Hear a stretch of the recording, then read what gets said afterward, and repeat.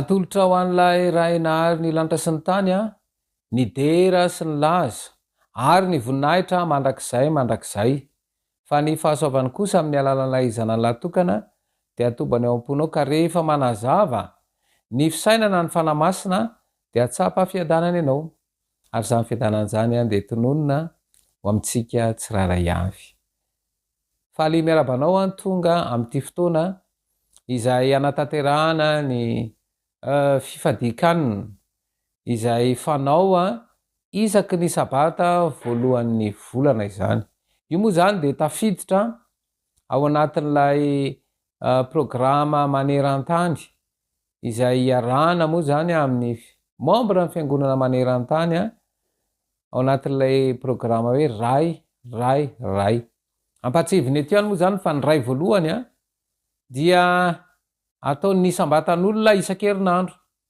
Ny ray faharoa dia ataon'ny fiangonana isam-bolana ary ny ray fahatelo maneran-tany dia atao isaky ny sabata voalohan'ny volana izay rahantsika miaraka eto. Ka amin'ity fotoana ity zany dia izara telo ny fotoana ka lay toko sy andininy ao amin'ny apokalipsy 7:10 andininy 12 dia izao no voalazan'ny teny ao amin'ny apokalipsy 7:10 andininy 12. Indro ny faharetan'ny olona masina dia izay mitandrina ny didin'Andriamanitra sy ny finoana any Jesosy. Reo telo reo zany no resahana lay fizarana voaloha zany dia ny faharetana, ny faharoa fitandremana ny didin'Andriamanitra ary ny fahatelo dia ny finoana any Kristy. Dia misy taridalana izay resahana eo zany dia aorianan'ny taridalana dia isy fiaraha-mivavaka, isy ando-bavaka izany. Ka ny fomba natanterahana an'io lay vavaka zany dia anareo izay manatrika izao fotoana izao no asainy. Aleo moa zany tsara indrindra raha eo ny ankonana rehetra dia na ianareo izay mety vondrona hoe miaraka manatrika izao fotoana izao dia anareo manatanteraka an'ilay vavaka. Ka mialohan'ny tena hanomboantsika dia manasanao anondrika alohanao fa hivavaka isika.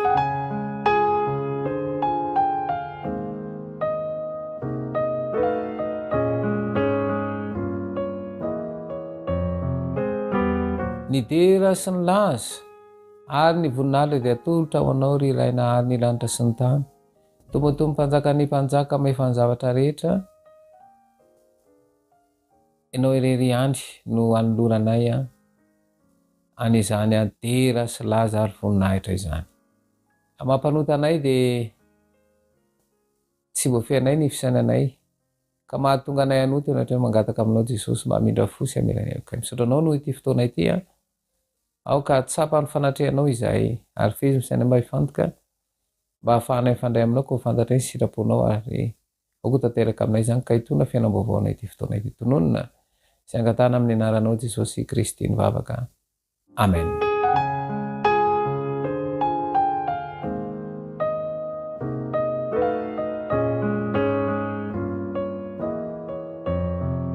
Averina indray zany lay teny ao amin'ny apokalipsia ny toko fahatrabiny folo andininy faharoambiny folo zay mivaky toy izao: indro ny faharetan'ny olona masina dia izay mitarina dinin'Andriamanitra sy ny finoana an Jesosy. Ao anatin'ity fizarana voalohany ity zany dia resaka ny faharetana isika. Inona ary moa no atao hoe faharetana? Ny faharetana dia ny fahafahana miaritra toe-javatra izay tsy mifanaraka na tsy mifanaraka amin'izay eritreretin'ny olona anankiray. Mety ho fotoana io, tsy maritra fotoana. Mety fanaintainana io. Mety toe-javatra manahirana fa dia mila miaritra. Ny zavatra mifanaraka amin'ny eritreritra zany tsy mila faharetana reny, fa ilay zavatra tsy mifanaraka amin'ny eritreritry ny olona mihitsy no mitaky faharetana. Ary raha amin'ity fiainana kristianina ity dia anisan'ny tena hisedranany faharetana dia ny fiandrasana ny fiavian'i Jesosy Kristy fanondroana. Ary hitantsika io moa mandritra n'ity fotoana izay resantsika ity ahoana tokoa mahakasika an'izay. Ka ity faharetana ity zany dia amin'ny toe-javatra izay tsy ekenao, izay no ilaina ny faharetana. Amin'izao vanim-potoana misy antsika izao zany dia hita amin'ny ankapobeny dia hita hoe tsy manam-paharetana intsony ny olona. Vokatr'inona mahatonga izay? Ilay tontolo mihitsy. Satria ny tontolo misy antsika dia mitarika hoe aingakaingana, maikamaika, maika lava, rotoroto. Dia lasa mamboly sainana tsy haharitra. Ary ny tena anisan'ny tena manahirana dia ny fandroritana ataon'ity tontolo ity. Indrindra eo amin'ny toe-javatra zavatra atao anankiray. Ny eo tsy vita, tairina indray dia hoe ry indray misy atao. Dia mazava ho azy fa tsy ny olona raha vao mora taitra ohatr'izay dia tsy havitana inona izy. Efa nandany fotoana izy teo, efa nandany hery sy ny vola, nefa mbola tsy vita akory iny dia nialana. Dia izay mahatonga ny vita ny zavatra rehetra reraka izy fa tsy navita inona. Satria natao hoe mahavita zavatra zany dia vitaina hatramin'ny farany, natao hoe mahavita zavatra. Ka ilay tontolo misy antsika mihitsy zany, izay mikitika ny fihetsem-po, taitaitra, dia lasa mandray fanapa-kevitra amin'ny tsy tokony ho izy. Ary betsaka zany ireo fanapa-kevitra tsy ampisainana na tsy ampiheverana mihitsy aza atao, dia ireny lasa miteraka olana satria tsy ahitam-bokatra ereny. Ahoana ary zany no ananana faharetana? Dia ndao jerentsika ara ny toe-javatra nitranga tamin'i Kristy, satria izy ny tena vahaolana ary izy ny modelintsika. Nanam-paharetana ara ve Kristy? Ndao jerentsika ny ao amin'ny Petera faharoa. Petera faharoa ny toko 7:7. Petera faharoa toko 7:7. Izao mivaka teny: ny tompo tsy mahela ny teny fikasany araka izay ataon'ny sasany ho fahelany, fa mahari-po aminareo izy ka tsy tia ny hisy ho very, fa mba ho tonga amin'ny fibebahana izy rehetra. Ny tompo tsy mahela ny teny fikasany. Sarotra ny mandray an'io satria rehefa mivavaka ny olona dia efa miandrandra valim-bavaka izy, nefa ohatrany tsy mahita, tsy mahazo valim-bavaka satria ny sitrapoko ny tiako tanteraka. Fa eto zany dia hoe araka ninona ny tompo tsy mahela ny teny fikasany, araka ny tompo tsy maela ny teny fikasana fa maharo-po aminareo izy ka tsy tia ny isy ho very fa mba ho tonga amin'ny fibebahana izy rehetra. Manana tanjona zany ny mpahary eto fa zany hoe io tsy tanjoko lay izy de se mahatonga hoe tsy atro zany ela loatra ary eo le famitana ataony devoly io tsy faharetan'io a mba hahafany manosoikevitra anao anateraka zavatra anankiray zay tsy mifanaraka amin'ny sitrapon'Andriamanitra fa ny sitrapoko ary tadidio zany fa raha ny sitrapoko no mitondra de tadidio fa avery azy satria zay mihitsy ny fitaka ataony devoly mba tonga ny olona tsy aharitra eo amin'ny teny ny soratra masina ny teny fikasana satria le teny fikasana Kristy ny manome an'io ka ny manome azy mahafantatra hoe zao ny fotoana de tsika zany a ny amin'ny valom-bavaka de sedraina amin'ny alalan'ny fotoana maharitra fa io rehefa maharitra ianao zavatra anankiray efa maharitra ianao tanteraka io ary tanteraka amin'izay fotoana zay de ahasoanao le izy fa raha vo zavatra maikamaika de azo ane le izy tahakany hoe be deabe ny zavatra vidinao an-trano ao fa tsy ampiasainao akory lasa tsy misy heviny na de vidina lafo ara le izy de mipetrapotsiny tsy ampiasaina akory ary zay indrindra hoe io faharetan'io zany a de manamboatra ny fisainana io a ho amin'ny tena tsara ka zay indrindra mantsy le hoe mba ho tonga amin'ino izy ho tonga amin'ny fibebahana izy rehetra satria rehefa tonga amin'ny fibebahana ny mpanota de mahazo famelan-keloka ary ho vita fihavanana ampahary de zay indrindra zany hoe io hoe faharo-po io zany a dia omeny Jesosy atsika mba tonga atsika tonga fihevana ny tena mahatonga le tsy maharitra ne de ity teny eto ampovoany ao am'ty teny ity le lazainy hoe izay ataony sasany ho fahelana ary eo indrindra io le manosika hevitra hoe ela loatra io raha vao misy mitena zay de na de ohatra ny anao tsy neritretra zay vao nisy teny hoe ela loatra de lasa ohatrany de tsy hoe averimberina le izy ary eva averimberina de lasa miova tampoka ny fisainana ary io le fanika ataon'ity tontolo ity misy teny averimberina izy amily ny fisainana zay hoe ty tontolo misy atsika ity zany manososikevitra anao mba hialana amin'ny tokony ho izy ary zay zany mila fitandremana tsara fa raha mifitaka ataon'ity tontolo izy mamitaka ny olona mba tsy aharitra ary manome zavatra izy atonga anao tsy aharitra tokoa de lasa mandray fanapa-kevitra ho amin'ny tsy faharetana toizana ny teny ao amin'ny Timoty voalohany a Timoty voalohany a toko voalohany de ny fahinambin'ny folo Timoty voalohany a toko voalohany a andiny ny fahinambin'ny folo de zao no vaky ny teny Timoty voalohany toko voalohany andiny ny folo kanefa izao no namindrana fo tamiko dia ny mba asehon Jesosy Kristy eo amiko izay lohany ny faharo-po rehetra ho fianarana ho an'izay ino azy a azona fiainana mandrakizay mandalo izao fiainana zao sy ny filany araky ny ambaran'ny soratra masina fa tsy fa efa misy fiainana mandrakizay paradisa homan'i Jesosy ary eo indrindra no amin'ny tany devoliny olona mba tsy aharitra an'izany mba hiala amin'ny finoana mba tsy ino an'i Kristy ary tsy andany amin'i Kristy mihitsy fa anaiky fomba familianany saina hiala amin'ilay mahasoa de le tena fiainana izany ka lay hoe faharetan'i Kristy io a de lay faharo-po lay famindrana fo mamindra fo izy mba tonga ny olona ho tonga ny fibebahana ary a hiainana amin'ny fiainana mandrakizay de volomantsy a izy efa tsisy ninona azo atao tsony momba azy tsisy famelan-keloka ho azy tsony ary izy tsy afaka hibebaka no zany any tsy ho azy ifanjakany lanitra eo de miezaka mamitaka ny olona izy mba ho very miaraka aminy ka ity faharetany ity zany tena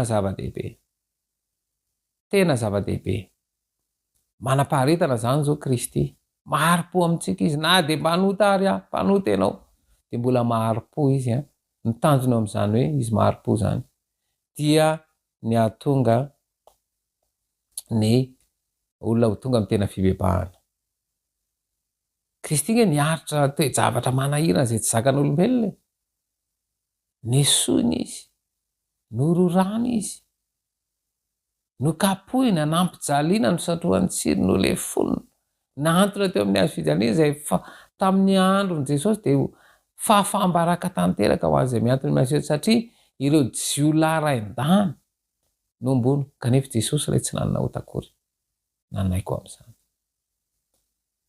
niaritra ny mafy rehefa atao getsemane jesosy de niteny tamin'ny mpianatra ndao mba hiara etory kanefa tsy afaka niary tory ny mpianatra tsy nanana faharetana izy ary eo indrindra hoe ny zavatra sarotra sy mafy tsy mifanaraka amin'ny eritreritra sy ny sirapoy no mitaky faharetana ary faharetana io zany a de toetra takina am'izao vanim-potoana faran'izao fahasomban'ny tontolo misy atsika amin'ny fampitera-zavatra maimaika ary fandresen-dahatra amin'ny zavatra ivelambelana atao mahafinaritra manintona manaitra mikitika ny fihetsem-po fotsiny de raha vao tsy mafy amin'ny fihetsem-po tonga de lavo ary zay hoe lavo amin'ny fakapanahy ary tandremana zany fa misy fakapanahy ratsy noho izany jesosy de niaritra tamin'ny toe-javatra farany zay tsy zakan'olombelona tena niaritra jesosy ka izao raha tiana zany ny ananana faharetana de afantoko am' jesosy mijery ray manontolo zay lehoe mijery an' jesosy tompo ny finoana sy mpanefa azy fa rehefa afantoko am' jesosy ny finoana sy ny fanantenana ny fisaina ray manontolo afantoko ao de miovy io fisainan'io zao hoe za tandremana tsara e zavatra andraiky rehefa jerenao foana io de misy fiatraikany ao amin'ny fisainan'io zay moa tonga ny hoe famitanyteto de ataony varianao amin'ny Facebook variana am'ireo karazana horonan-tsary mihetsika izay feno adiady misy indray horonan-tsary mihetsika misy fitiavana fa fitiavana hafahafa be ny asehony fa de eo ny rehetra ary zay le famitahana mba tsy hananana faharetana de le tena faharetana izay ho any amin'ny famonjenitsika zany miaritra mba azo famonjena ho any amin'ny tena famonjena fatandremana fa ny devily koa ampiaritra fa tsy ahasoa ny fiaretana ataony ka mila ny fahazavantsaina hoe Kristy tonga raha eo amin'ny fotoana zay anaovantsika vavaka zany tsika de misy ato-bavaka aroso reto fa azonao ampiana izay ka ianareo zay manatrika an'izao fotoana zao no mivavaka rehefa mena fotoana zany rehefa avy eo rana mivavaka farafakeliny 10 minitra mivavaka ka izao ny anaovana azy mifampiresaka ianareo izay manatrika izao fotoana zao mifampiresaka amin'ny fanatanterahana ny antom-bavaka de raha misy antom-bavaka hafa tianareo de azonareo atao zay de rehefa vita ny fampiresanareo zay vao manomboka mivavaka ka izao afaka mandohalika ianareo na mitsangana na miperaka tsy maninona fa afaka tanterahana ka izao ny antom-bavaka zany araky ny resaka teo de mba hananana faharetana ahoana ny nanana faharetana hoentina mbavaka zay ny ananana fahazavantsaina atakatra ny fomba ny Kristy izay naharitra tamin'ny fomba rehetra Kristy de mba hazava tsara ao an-tsaina de mba hafantoko amin'ny Kristy de mba hoe mba afaka hiaina an'izay nataon'i Kristy ary indrindrandrindra ahazaka reto hoe-javatra faran'izay sarotra sy mafy izay mitaky faharetany mba hazakana an'izany de tonga eo am'izay fotoana raha mivavaka izay ianareo zany a no manao ny fiara-mivavaka araky ny nambarako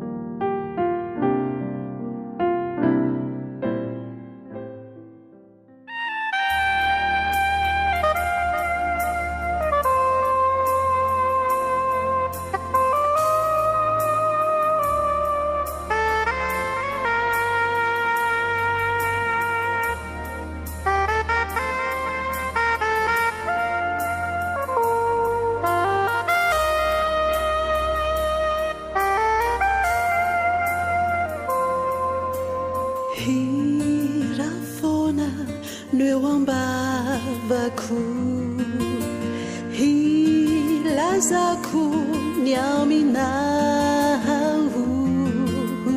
lay fity natolotrano nahato zawana fiderana no atao ampiway tokoya naorira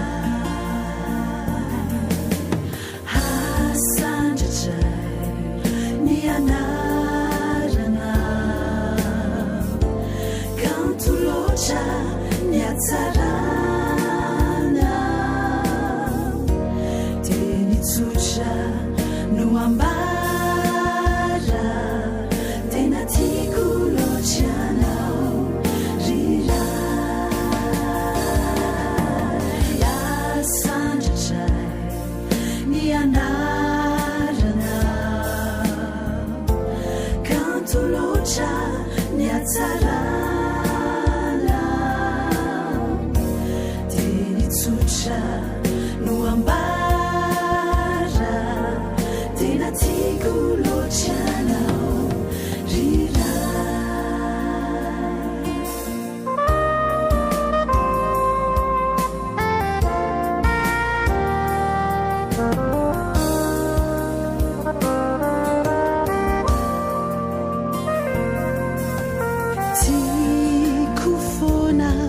rerirayo ni miresacaminahu iruteni numenau miantukani wavinai misautra rerirayo fanifukuefa babuna hasandratra nianarana kantolotra niatsarana tenitsotra no ambara tena tiako lotrianao rira iasandratra nianarana kantolotra niatsarana tenitsotra no ambara tena tiako lotrianao rira tena tiako lotrianao rira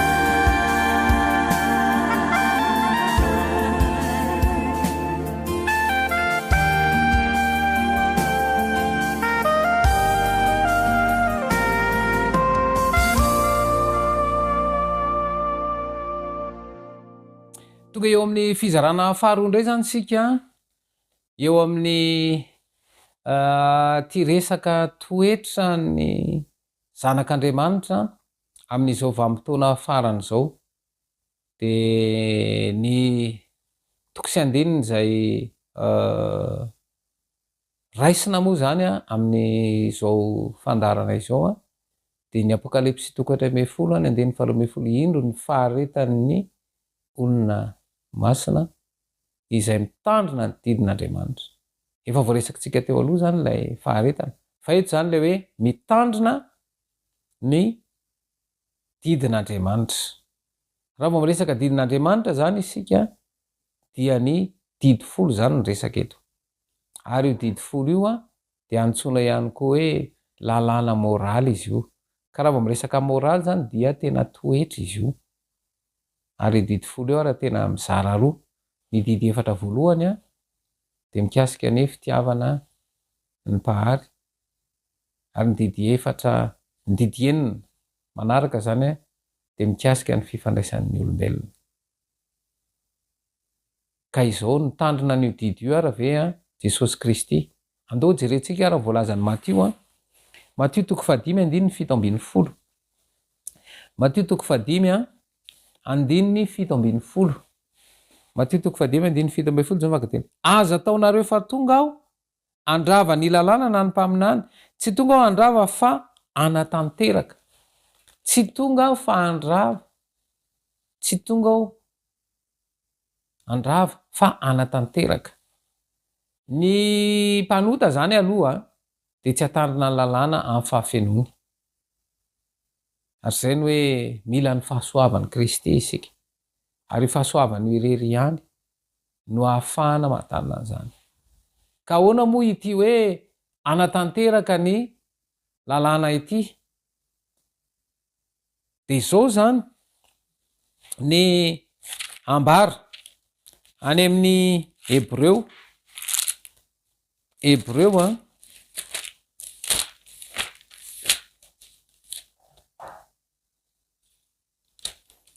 de ndao vakitsaka ny Hébreu a toko fahafolo. Hébreu toko fahafolo a de vakina vakina amin'ny andininy dimy ambin'ny folo. Hébreu a toko fahafolo vakina amin'ny andininy dimy ambin'ny folo. Zao vakiny teny. Ary ny fanahy masina koa nanambara izany amintsika. Fa rehefa voalazany hoe izao ny fanekena ataoko aminy rehefa afaka zany andro zany hoy Jehova, atako ao am-pony ny lalako sady hosoratako ao an-tsaina. Zany hoe eto zany ho atao ao am-pony lalàna sady hosoratana ao an-tsaina. Zany hoe Kristy mihitsy zany no ametraka lalàna ao am-po sy an-tsaina. Amin'ny fomba ahoana nefa zany? De zay mahatonga hoe ny tena kristianina marina izany a de tonga amin'ny fiovam-po marina. Zany hoe anome fo vaovao ny olombelona zany Kristy. Ka ahoana moa hoe fomba hanomezany an'io fo vaovao io? De zao ny voalaza ao amin'ny Ezekiel toko fa 4:30. De zao ny voalaza Ezekiel toko fa 4:30 de vakitsika manomboka amin'ny andininy 9:20. Ezekiel toko fa 4:30 andininy 9:20.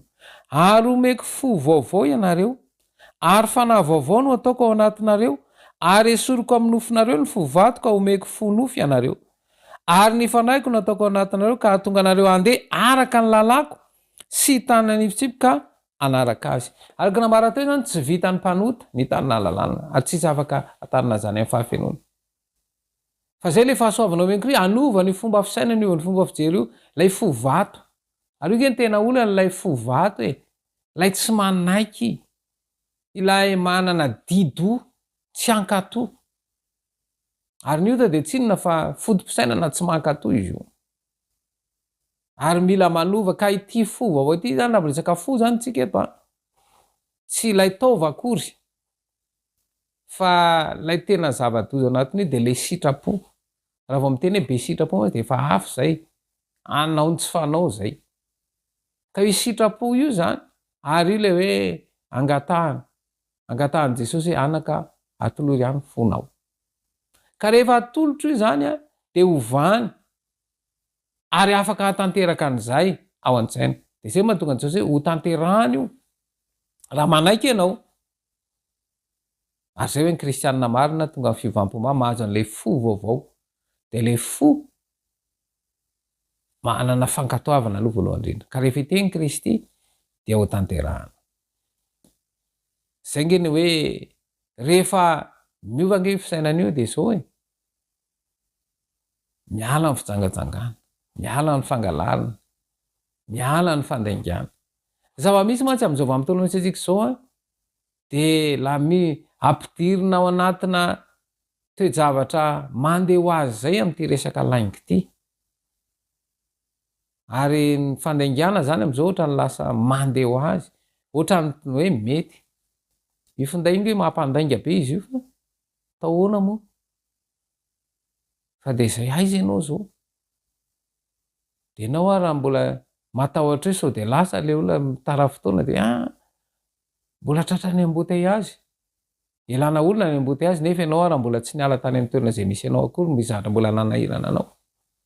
Ka eo zany manahirana am'izao zany a misy toe-javatra mampandainga ohatran'ny amin'ny teny vahiny lasa teny malagasy eo normal be de eo zany hoe nahitarina ny tidity zany a tsy afaka tanana eo amin'ny fahafenony fa izao kozy no le fahasoamina zay main kristy de omeny le fo vaovao afaka natateraka ka anisan'ny fisedranana izy io zany lay didy fahaefatra io mantsy ny tena miteraka olona am'izao fotoana zao de tsy inona fa ny sabata misy ao amin'ny sohatra masina zany ny exodosy toko 20 mantsy misy aneo ny andiny favalo mahatsiarova ny andro sabata raha vao miteny zany hoe mahatsiarova ny dikan'izay zany efa aonge le izy ny tena marina fa mila tsarovana vokatry ny adidy manandraikitra sy ny zahatra amin'ny tanany saina dia tsy tadidy tsony izy io fa misy an'ilay andro fahafito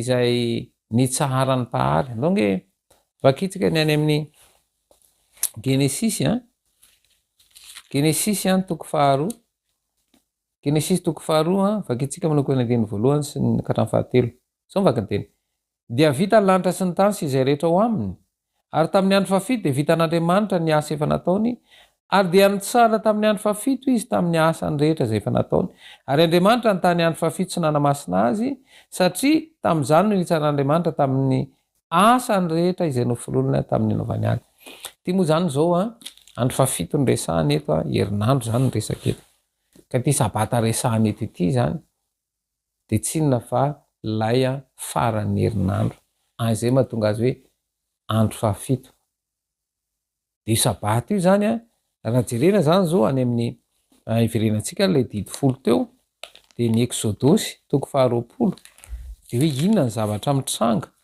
amin'io toejavatra io de exodosy toko 20 de vakitsika ny andiny favalo de zao ny vaky ny teny mahatsiarova ny andro sabata anamasina azy enemana no iasanao sy anaovanao ny rarahanao rehetra de eto mantsy zany zao le tontolo misy atsika zany de mametraka nyty hoe ny asa mandraraha hoe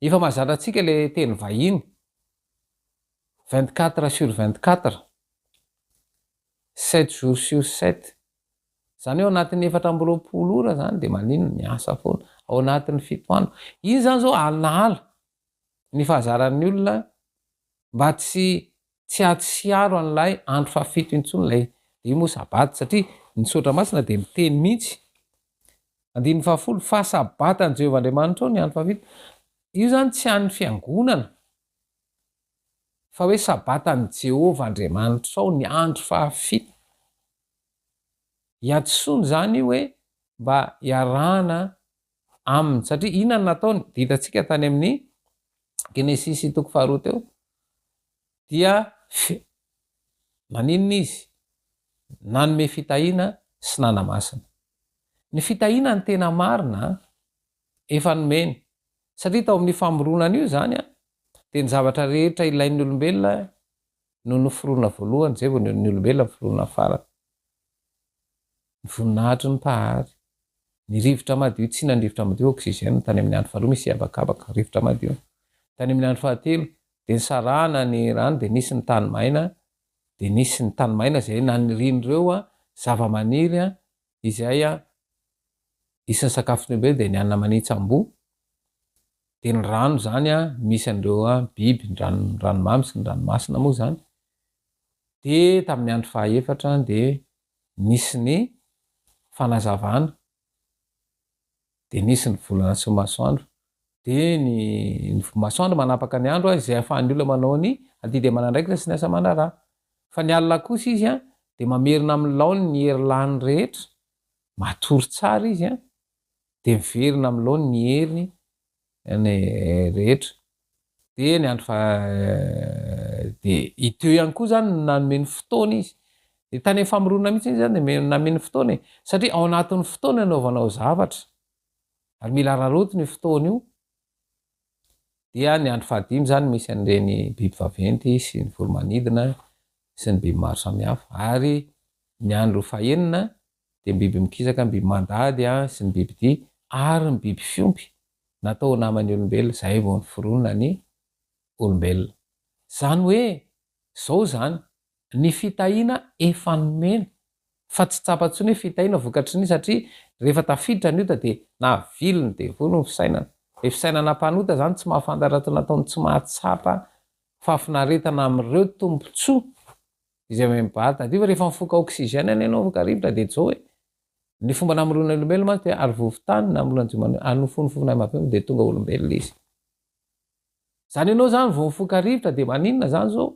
mifandray ampahary tokony hitera azy fa zany hoe velony olona hoe ny heriny sy ny tanjany no mahavelona azy de tsy de vakilofa de niasa mandraratsiny de malaiky zay tsy lay zavatra ara-boajanahary tsony ny asa ataony fa zavatra tsy natoraly tsony de tsy am'izao zany tsy tena lay olombelona miaina amy zavatra ara-boajanahary tsony fa efa zavatra hafa efa lasa tahaka ny machine tahaka ny milina fotsiny olombelona zany zao de miasa mafy arak'izay azo atao mitady zay hoaniny sy ny zavatra nefa efa nomena ny sakafo hoaniny vokatry ny tany fa de efa zavatra hafa de vokatra ndreny zany de tsy mahatsapa lay fitahina tsony olona zay mahatonga lay andro fahafita mba merenana am'laony ny zavatra ara-boajanahary ao anaty mba hiverina le fahatsapana de rehefa miverina zay fahatsapana zay a de miova ny toetra ary zay le fanamasina ka io andro fahafito io zany a na le sabaty de natao hifandraisana am'pahary nandrisy ny nemana zany de ifandray am'ny zavatra ty tontolo ty fa io andro anankiray kosa de natao hifandraisana aminy misy teny anankiray ty a izay nosoratany Ellen White de izao ny ambarany ny sabata no fisedrana lehibe momba ny fahatokina satria io no fahamarinana isehon'ny fifanolanana ny fomba manokana io zany zao fisedrana io sabaty io na zany anao manapa-kevitra ifandray ampahary izay anazy moa zany ny sabaty na ny rendrarendra ny ty tontolo ty ny fitediavana ny zava-tsoany ty tontolo ty satria moa zany zao taoarinany ty covid ity de mitotongana ny ekonomia de eo zany ny efesana de ahoana de zao zany zao teo aloha be dehibe ny tsy miasa sabotsy fa zao zany lasa miasa sabotsy daholo eo zany lay fisedrana lehibe de zao zany araky nambara teo hoe tsy vitan'ny olombelona ny mitandrina an'io fa Kristy kosa afaka manampy ary nyresantsika teo hoe izy no ametraka an'izay ao an-tsaina de ahoana ary ny ahafahana mitandrina an'izany de misaotra masina ihany no manampy antsika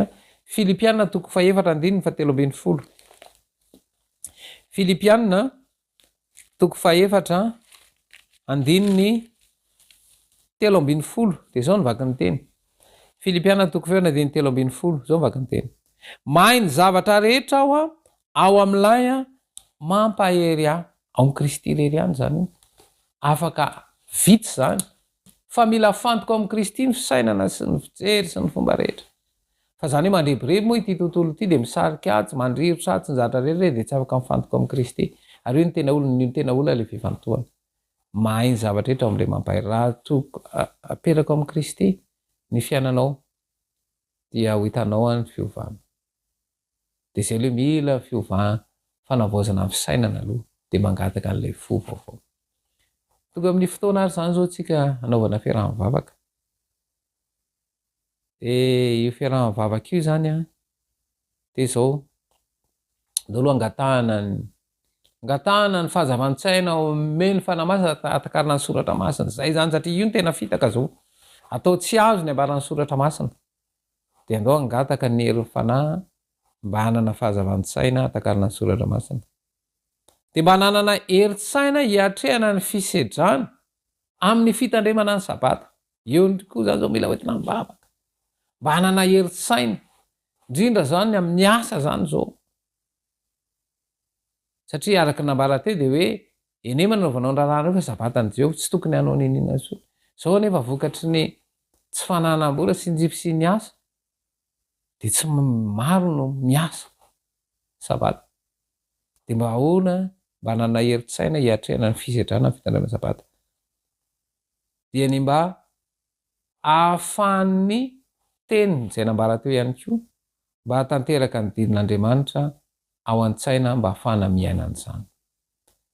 De tahaka ny natao teo ihany ianareo zay manatrika an'izao fotoana zao de samy mifampiresaka indray am'izay antom-bavaka zay averiko ndray mandeha mba hananana fahazavantsaina zany alalana ny soratra masina, ananana heritsaina hiatrehana ny fisedrana amin'ny fitandremana ny sabata ary indrindrina afaka hanatanteraka ny didin'Andriamanitra amin'ny lafiny rehetra.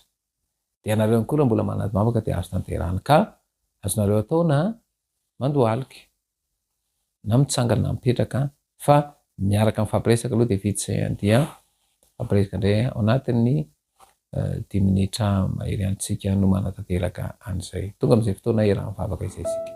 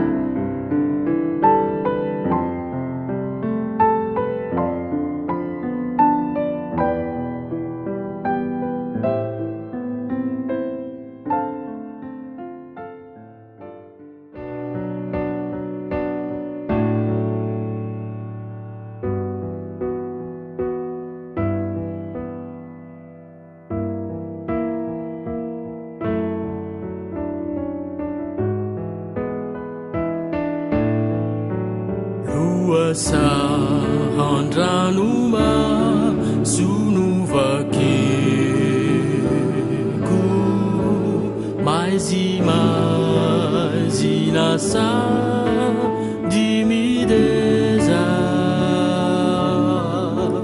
kutantangurirai zanidiku efami feza fenutsilu bekarau batusa rudalana nefazava navicilu pinutazana totsihita kunindrai mandingana amicu kivi simata utrao miderini uavicu sanjina uduiri vitantana nidi etanara piua rana ua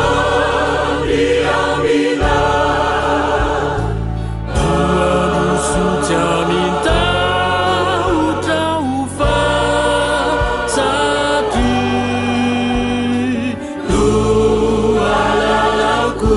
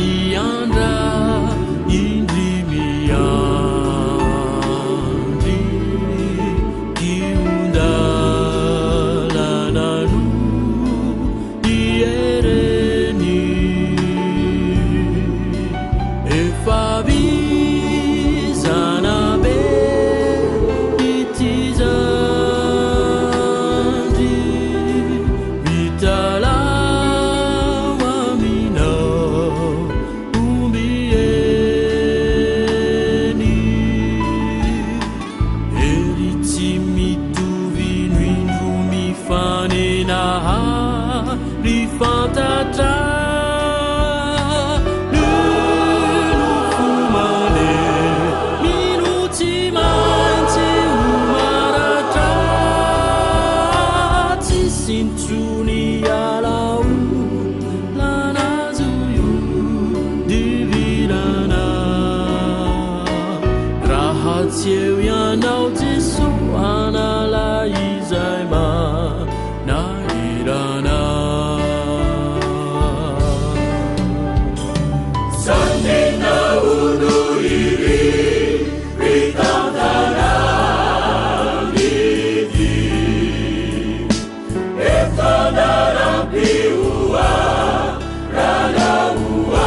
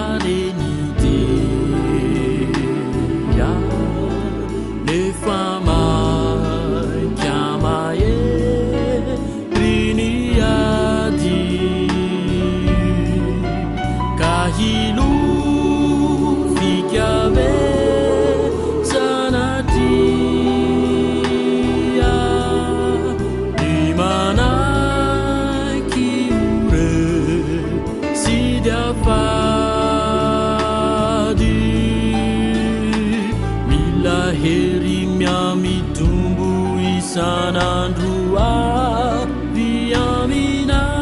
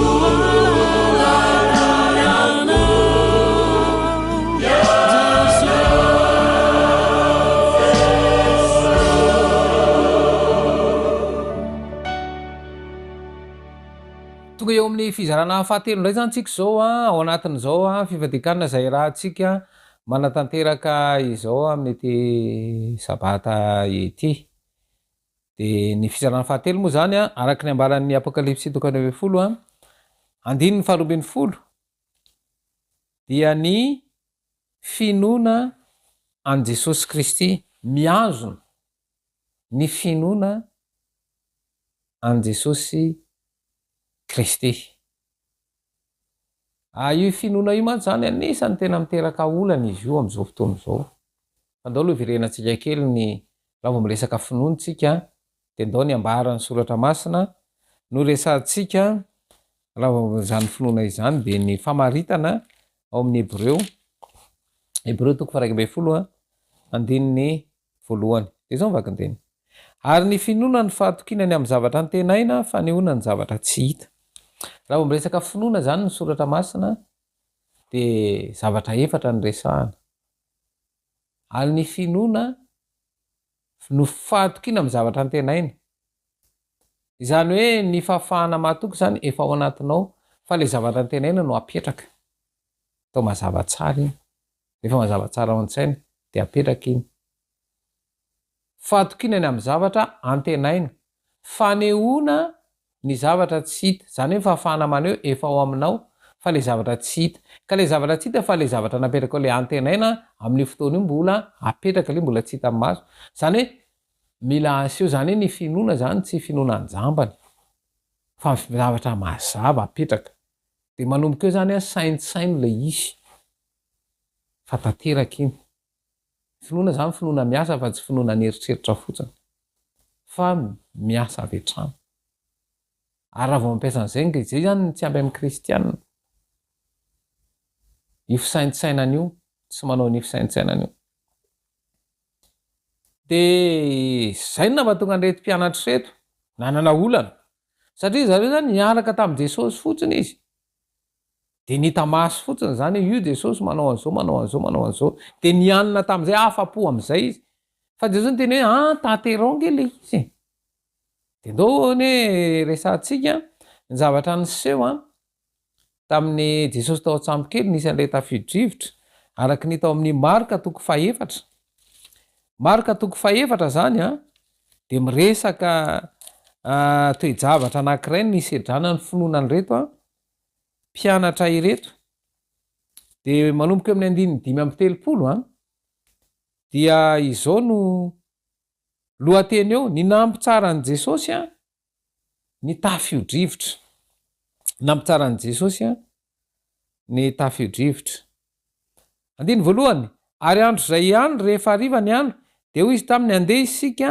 hita hoeny ampita zany hoe Jesosy zany rehefa avy manteraka ny asa amin'ny toerana anankiray de niondrana tsampokely zareo andeha hoe ny ampitany rano de rehefa nandeha izy ireo 9:30 ary rehefa nampidiny mpiana ny vahoaka dia nentiny tamin'io sampokely io izao ihany Jesosy ary nisy sampokely sasany koa niaraka taminy niondrana sampokely zany zareo rehefa avy nandrava ny vahoaka izany ary nisy tafio-drivotra mahery ary ny anjerazeran'ny alon-drano ny sampokely ka nila ho fenon-drano tamin'izay fotoana zay nisy tafio-drivotra ary io tafio-drivotra io tena sarotra io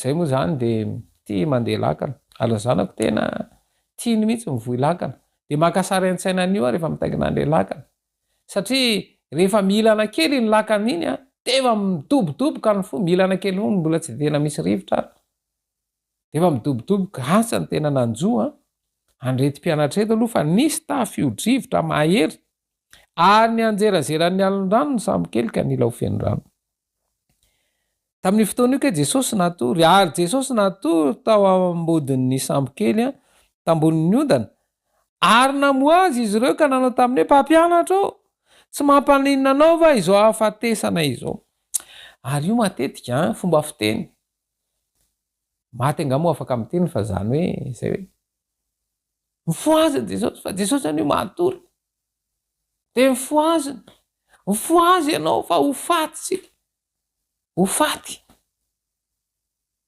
difotry na misy moa ny olona sasany reo hoe vao zay zatra zany de maty ay zary zay maty tsy fefika akory angela sambo ary zay zany hoe efa misy zavatra ny an-tsaina efa misy tahotra ary io tahotra io amezany de folo io tahotra io tahotra io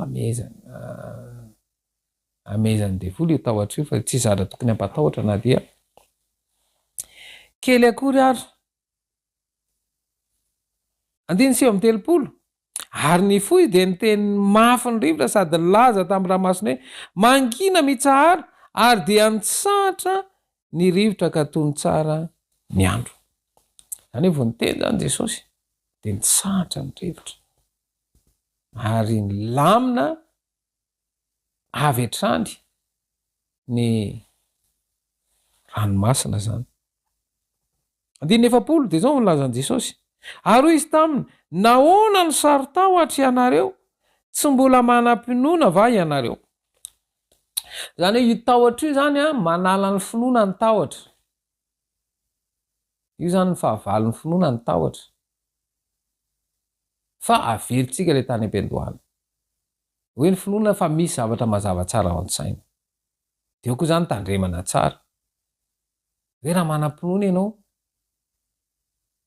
de ndana mitsingidina ery fa tsy tapaka nga zany le izy ary ohatrohatran'izay mantsy ny fomba am'tahanany olona fa finoana mahazava tsara ao-tsaina araka le santsika teo am-piandohana averitsika ara lay finoana hoe mazava tsara ao an-tsaina satria raha miresaka ny finoana io tsika de any am' romanina toko fa 7:10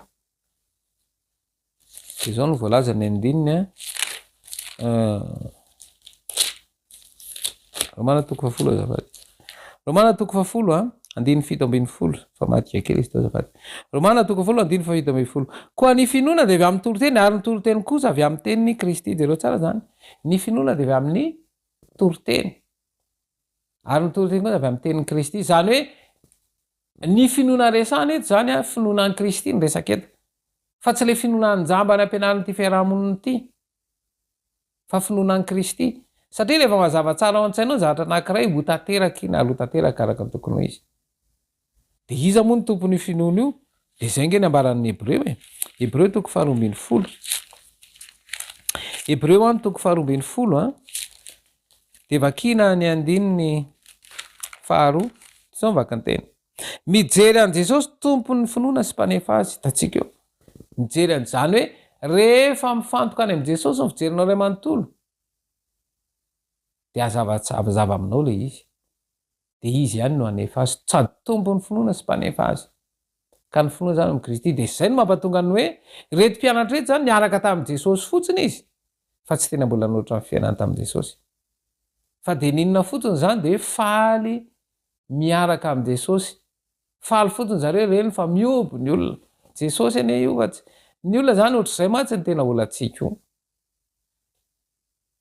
tafiditra am'ty hoe olo malaza te alaza de rehefa te alaza de mangala tahaka ny malaza ny fitafin'ny olo malaza ny fomba fiakanjony ny fomba figony volo amy teny vahiny hoe ny kopom-bolony na amy teny anglisy mihitsy areo ny lokony mangala tahaka satria te alaza de zay koa ny nanjoa an'ilay mpianatra reto fa tsy fantany hoe ay ao am' Jesosy finoanan' Jesosy mahavita zavatra betsaka ary retreto aloha eo zany zao mbola olana tsy fampiasan'ilay finoana fa mbola miaingy amin'ny fahahitana ny olona ary zay hoe tsy amin'ny fahitana fa amin'ny finoana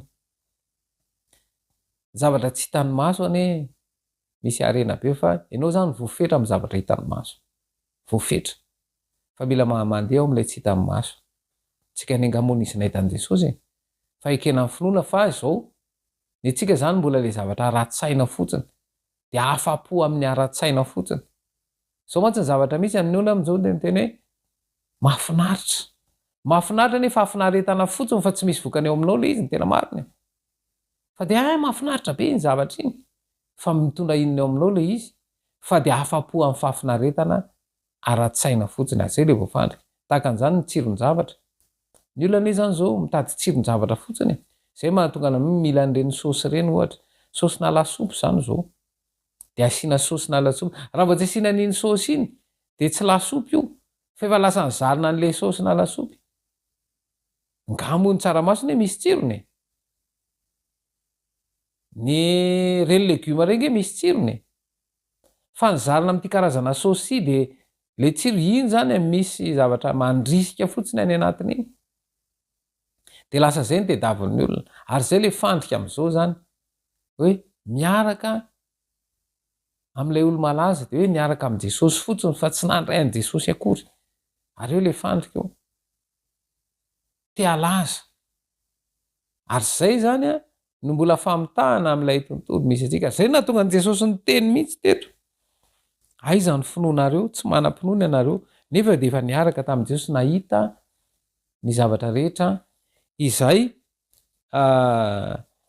naseho an' Jesosy de zao nge la andininy any amin'ny andininy 1:7 am'ty marika 5:13 ty ary natahotra andriny izy ireo ka nyresaka jereo tsara natahotra ndray izy tam'le fanehoana nataon' Jesosy ary eo le fandrika mila mitandrina zany fa ny devoly koa mavita fahagagana fa mahagaga de natahotra izy tamin'ny zavatra naseho an' Jesosy zany hoe mbola misy spiritisme raha vao tsy mitandrina fa ny devoly no mampatahotra de eto zany zao lahy teny iza moa ity fa nyrivotra sy ny ranomasina aza manaiky azy jereo tsara ne zany efa nianaka tamin' jesosy fa tsy fantany akory jesosy iza moa ity fa na ny ranomasina ara manaiky azy ary eo zany mila mitandrina ny kristianina fa mila mialan'le tena kristianisma fa tsy fombafomba mpivavahana fa azaranjarana fotsiny ko raha miresaka ny teo aloha moa nyresaka n'lay hoe sabata fa sabatany Jehova fa raha fantatrao zany tsy mavesatra zany de ohatr'izay ihany koa reto niaraka tamin'ny reto mpianatra reto niaraka tamin'i Jesosy fa natahotra an'ilay izy tamin'ilay nampitsara an' Jesosy mitafy eo-drivotra ka eto zany le miaina ny finoana an' Jesosy ahoana ary ny tena iainana an'io Filemona toko voalohany Filemona voalohany andiny ny fahaenina ndao hojerentsika ny voalazan'ny Filemona voalohany a toko fahaenina andiny ny fahaenina azafady zao mivaky ny teny mba hiasa mafy ho an'i Kristy ny fiombonana avy amin'ny finoanao amin'ny fahalalana tsara ny zavatra rehetra izay ao anatinareo amin'ny fahalalana tsara izay ao anatinareo fa iza moa ny ato anaty ato de zao nge no ambaran'ny Korintianina faharoa toko fahatelo ambin'ny folo Korintianina faharoa toko fahatelo ambin'ny folo andiny ny fahadimy dinino tenareo na mitoetra amin'ny finoana ianareo na tsy izao toetra de moa tsy fantatrareo va ny amin'ny tenareo fa ao anatinareo Jesosy Kristy ny olonantsika zany a tsy mandinika ny Kristy fa mandinika ny mpanota samy mpanota ane tsika reo tsisy marina teray mpanota ny dinianao mazava tsy hitoetra amin'ny finoana ianao fa raha mandinika ny tena de mahita hoe mpanota de tonga amin'ny fibebahana de Kristy maty eo amin'ny hazo fijaliana izy rehetra tonga amin'ny fibebahana de izao ahazo famelan-keloka ary zay voavela heloka amin'ny Kristy eo amin'ny efitra masina indrindra de voakosoka ny fahotana ary zay voakosoka ny fahotana de andray ny tomboka asen'Andriamanitra velona izy ary hosoratanao amin'ny boky ny fiainana ny anarany de andray ny ranon'olona farany izy ary eo indrindra zany lay hoe fahalalana tsara atao tsy azo lay tena ambaran'ny soratra masina lay fahalalana mba tsy handeha araky ny fiainan'ny kristianina ny kristianina ka na de misy milaza ny tenany fa kristianina rehefa tsy nanolotra ny fony an Kristy de zava-poana ary zay zao mifitaka ataon'ny devoly ataovy daholo ny fombafomba mpivavahana rehetra zay takinareo ary tena ataovy amin'ny kafanam-po fa zao aza tolotra an' Jesosy ny fonareo aza tolotra an Kristy zany fo ary zay mifitaka ataon'ny devoly ka raha vao tsy mitandrina de zay ka le miaina ny fiainana an Jesosy de zao rehefa nanova fisainanao izy namen'le fovaovao de afaka maneho ny vokatry ny didifolo eo amin'ny fiainanao ary tena zava-dehibe zany a izay Kolosianina toko voalohany andiny ny fahavalo amby roapolo Kolosianina toko voalohany andiny ny valo amby roapolo de zao mivaky ny teny izy no torianay ka samy anarinay sy ampianarinay amin'ny fahendrena rehetra ny olona rehetra mba samy atolotray ho tanteraka ao amin'ny Kristy a izy rehetra zany hoe kristianina de manambara vavolombelona ary mila miaina an'izany de hoe mahatonga ny Kristy miteny izy ao amin'ny apokalipsy toko fahatelo andinin'ny faharoapolo indro efa mitsangana eo am-baravarana ka mandoa raha misy miain'ny feo ka mamono varavarana de hiditra ao aminy ao ka hiara misakafo aminy ary izy ho amiko tiany Kristy ho tafaray tanteraka aminy ianao ary tena hitoetra am-ponao izy ary zay le hoe tempolo ny fanamasiny ianao ka le fo vaovao izy anomeny Kristy de hitoetra ao izy de anomboka eo ny fiainanao de tahaka ny fiainan'ny Kristy de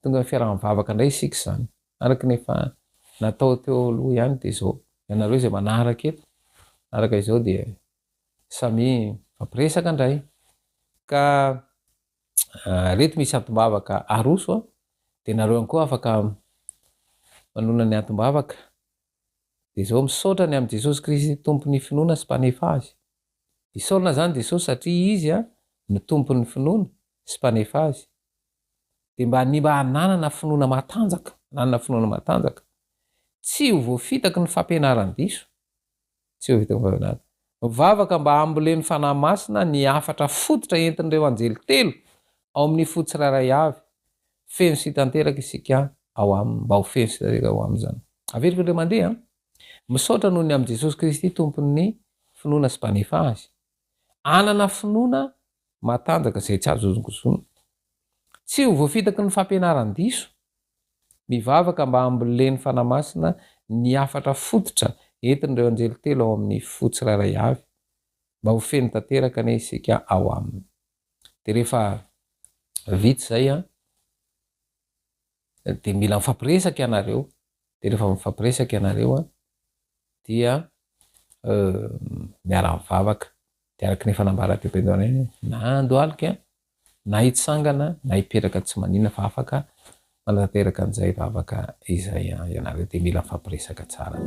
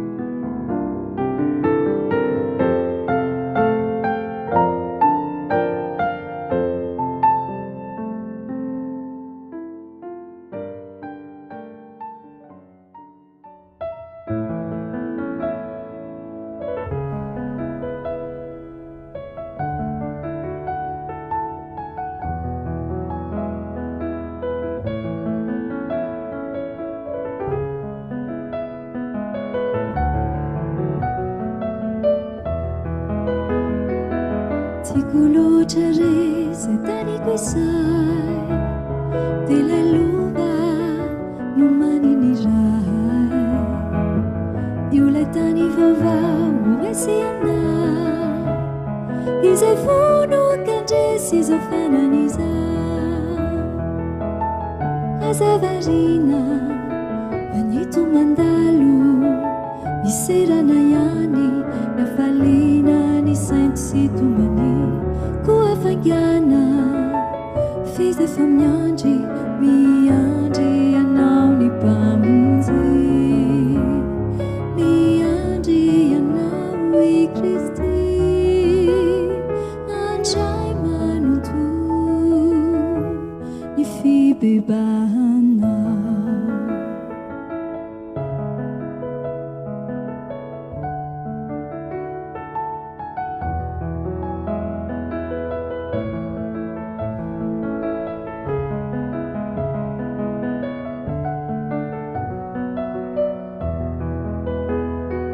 sao tsy fotoana ny andrasandrasy fa tsy tompo ny ho avy anao na ny ray minitra za tsy fantatrao koa anio tapao ny hevitrao azavarina fa nito mandalo miserana ihany nafalina ny sensitumani kuafangana fizefa miandry miandry anao ny mpamonjy miandry anao i Kristy andray manonto ny fibebahanao maro ireo manantena fa isiny maraina ny findrisy tapitran'ny aina nazavarina fa neto mandalo miserana ihany ny afaliana ny sensitomany koafangana fizefa miandry miandry anao ny mpamonjy miandry anao i Kristy andray manonto ny fibebahanao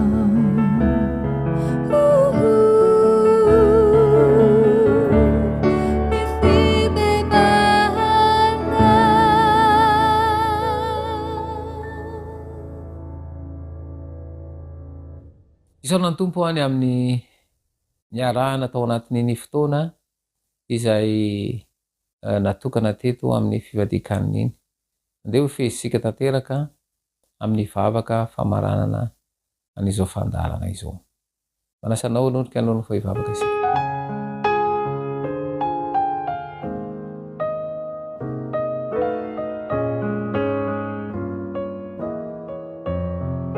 misotranao zay Jesosy Kristy no ny famiram-po sy ny fitiavanao afaka niaraka teto tao anatin'izao fandaharana fivadikanina izao ny fahazavantsaina avy amin'ny fanaino masina nazava ampisainanay fana mifatra ny sitraponao ary ampanakeo-nay izany aoka tsy ho fahazaranjana na fombafomba mpivavahana no atao fa ho avaozinao kosa ny fomba fijery mba hahafahany tenao tanteraka ary indrindrandrindra hatsapahanay fanatrehanao sy ny valimbavaka avy aminao ka iseho aminay tsirairay amin'ny voninahitra ao tononona sy angatana amin'ny anaranao Jesosy Kristy mivavaka amen.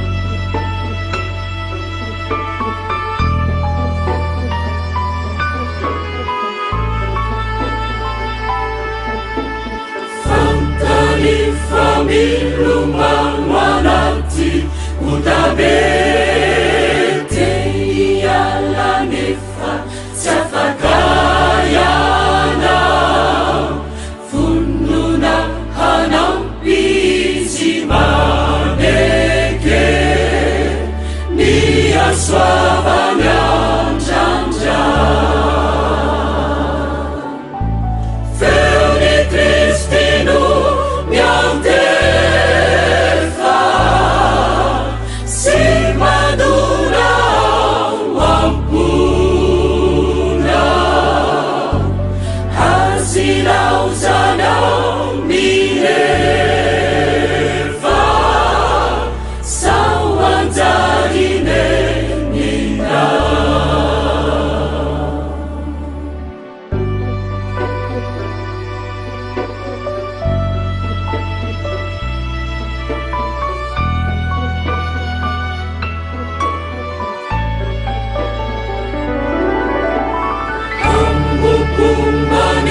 uchanuana kananao tarapitiava namanarina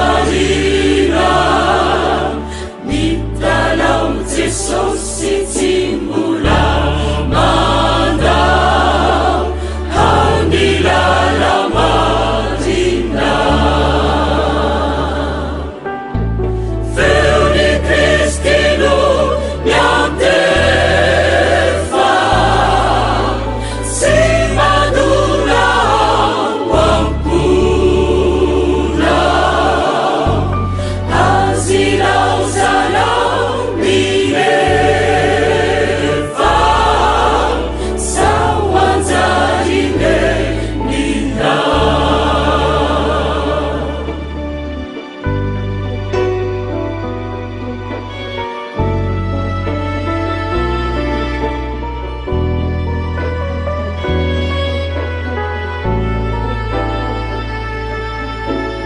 misy fetrany famindrampoa tolonindramony soadrina vao hitaviana ka alao ny lalana naturony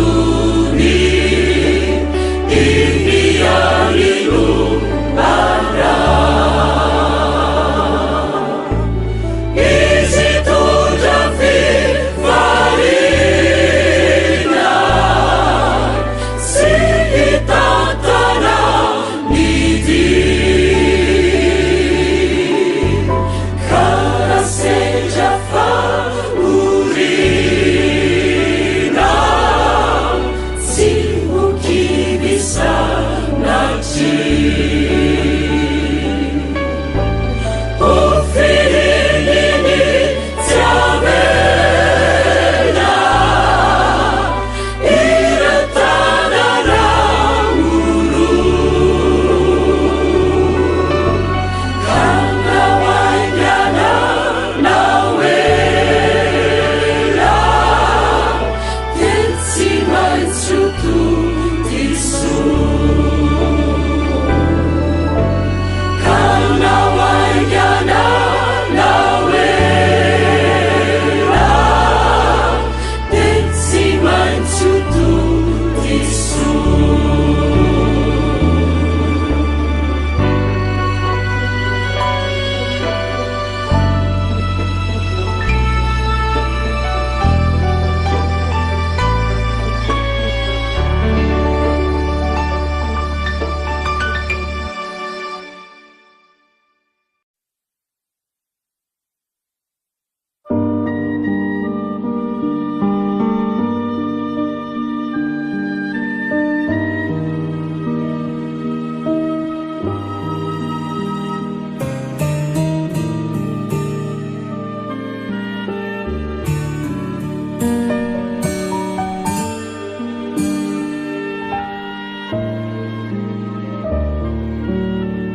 Suatuka ni uavikyu faeyana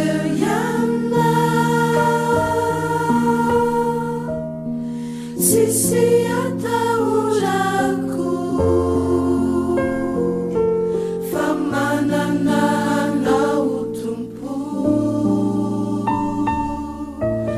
asuatuka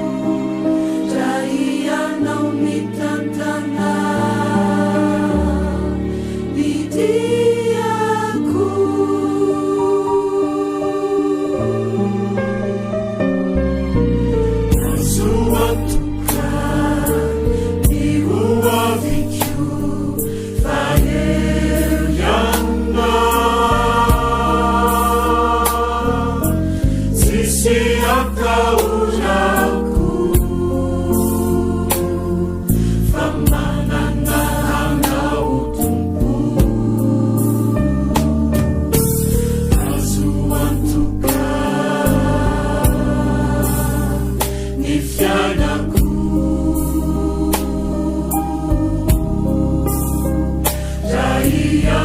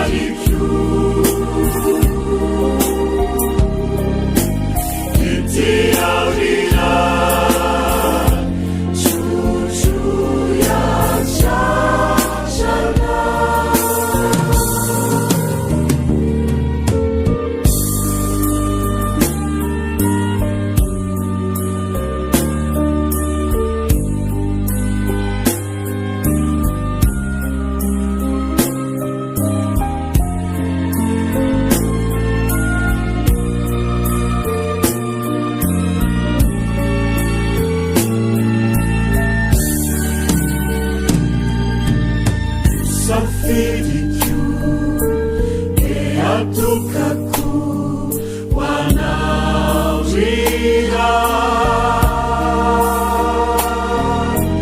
na usaruchanyane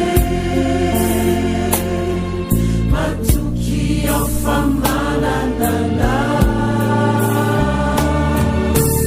ini tena ku bauana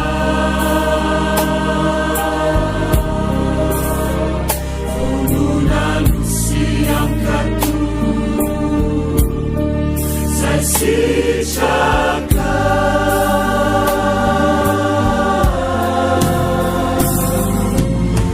Dewanirana Nufasambaraku Luara lusu Ditujai nawa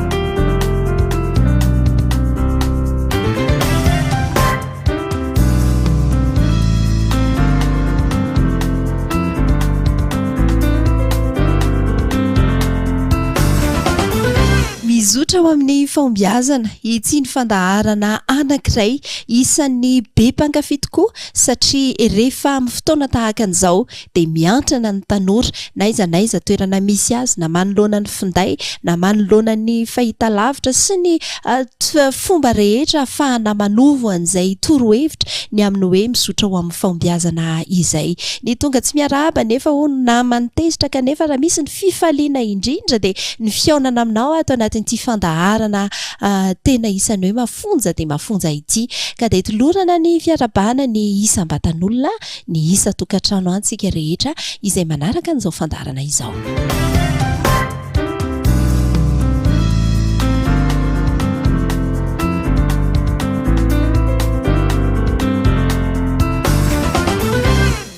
Araka izao tazanao any tokantrano an'izao dia tanora eritrerony izay tena hoe manana ny maha izy azy tokoa indray no mivahiny ato anatin'ny fandaharana mizotra amin'ny fahombiazana ao amin'ity anio ity ometsika toerana manokana ny andrimbavilanitra satria izy no atolotritsika voalohany dia tsy iza izany fa ioltiana izy no avatsy amin'ny ankavanana indrindra tsy isan'ireo izay hitondra ny fifanankalozan-kevitra ho amin'ny anio ary tsy mifanalavitra eo ihany koa eo anilany eo i nandrianina ihany koa dia vonona ny tondra ny fanehoan-kevitra sy ny tohan-kevitra mba entina andresena lahatra antsika ny tokantrano any ary avy ato amin'ny ankaviako ato injara faly miarabanareo telo menada nandrianina faly miarabankaty faly miarabantsika any tokantrano ihany koa manaraka an'izao fandaharana izay mahafinaritra be izao.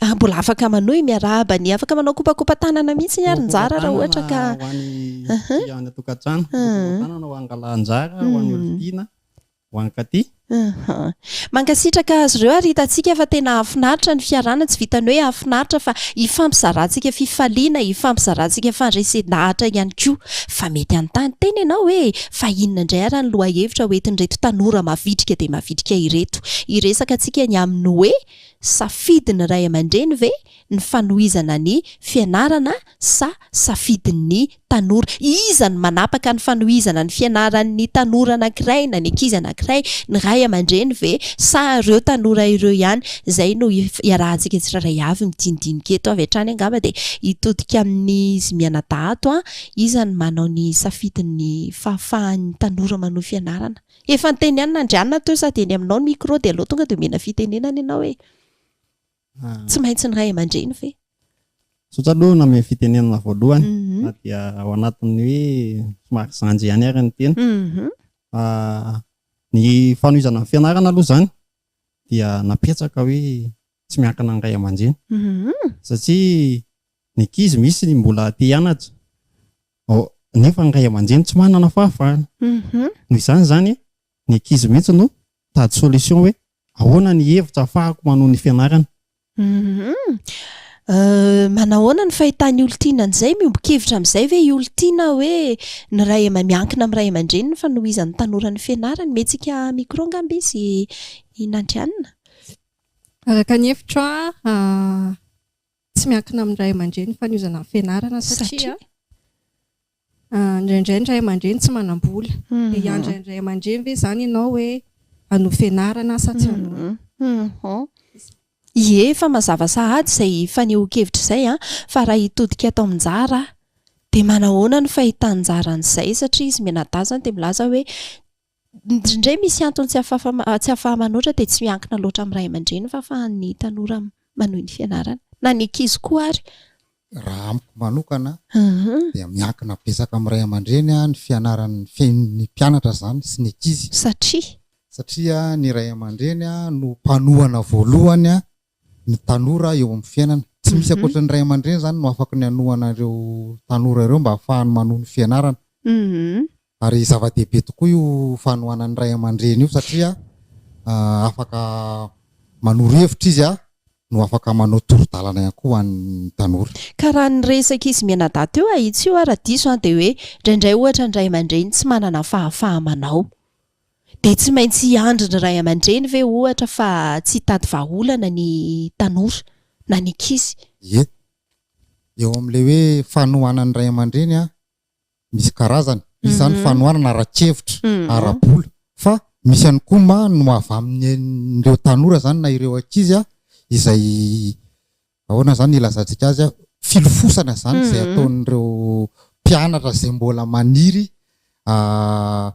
hanohy ny fianarana. Kanefa ny ray aman-dreny dia eo foana izy zany manoro lalana ho amin'izay lalana tokony ho an'ilay izay. Hoy injara hoe filofosana ho amin'ny fianarana ny ankizy maniry amin'ny filofosana ho amin'ny ka raha ohatra indray araka ilay tanora na ilay ankizy mihitsy ny manapa-kevitra hoe izay tsy hianatra intsony dia mbola midika ihany ve izay hoe miankina amin'ny ray aman-dreny ny fanohizan'ny ankizy na ny tanora ny fianarany. Eo indrinitsika eo zany no ilaina ilay fandresen-dahatra ny ray aman-dreny eo amin'ny tranga anankiray izay satria efa manomboka malaina ilay ankizy mety misy antony mampalaina an'ilay ankizy fa eo zany ny ray aman-dreny ny tena mandray n'ilay andraikitra maray aman-dreny anazy mandresy lahatra manao ny fanentanana rehetra manao ny fananarana raha misy ny azo ananarana ho an'ilay ankizy izay malaina ho amin'ny fianarana. Ary eo ny tena ilaina ny ray aman-dreny amin'izay tranga anankiray izay indrindra. Ie, dia todika ato aminareo menadandray tsy mifanalavitra amin'izay ilay izy satria zany nareo raha tsy diso nareo mitsipaka ny hoe tsy miankina amin'ny ray aman-dreny ny fanohizan'ny ankizy ny fianarany zay. Raha ohatra indray kosa ny ary ka hoe ilay ankizy mihitsy ny manapa-kevitra hoe tsy hianatra intsony fa izaho hanambady, tsy hianatra intsony fa hiasa amin'izay ahoana ny fahitanareo an'izay? Raha ilay ankizy ny manao ny safidy zany. Manoloana an'izay indrindra zany dia ny hevitra samy manana ny tsirairay hoe izaho mbola hanohy fianarana na tsy hanohy satria eo amin'ny fiainana zany izy hoe samy ny safidy zany dia ho an'ny tsirairay dia eo amin'izay izy hoe manapaka ny hevitra izy hoe tsy hianatra intsony sa hanambady. Nefa raha hoe hanambady izy ny fiainana nefa fiainana fianarana. Dia efa fianarana ihany izay? Dia efa fianarana ihany satria miankina aminazy mihitsy ilay fanohizana satria izy misafidy hoe aleo za hianatra, aleo za hanambady. Eo zany miankina an'ilay ankizin'izay iny zany. Fa tsy voatery hoe miankina amin'ny ray aman-dreny foana. Ny ray aman-dreny zany tsy afa-manoatra manoloana ny zavatra izay amin'ny ankizy amin'izao fotoana izao. Ary te-indray ary te hanontany ny olon-tiana hoe na tsy afa-manoatra ary ve ny ray aman-dreny dia tsy afaka ny hoe handray fanapahan-kevitra ny ankizy hoe hitady hevitra hanohy fianarana foana. Manahoana ny fahitany olon-tiana izay? Tsy mankina amin'ny ray aman-dreny ny safidy atao satria ny tanora anankiray afaka mitady vahaolana izy afaka miasa izy sady mianatra manana safidiny manokana izy.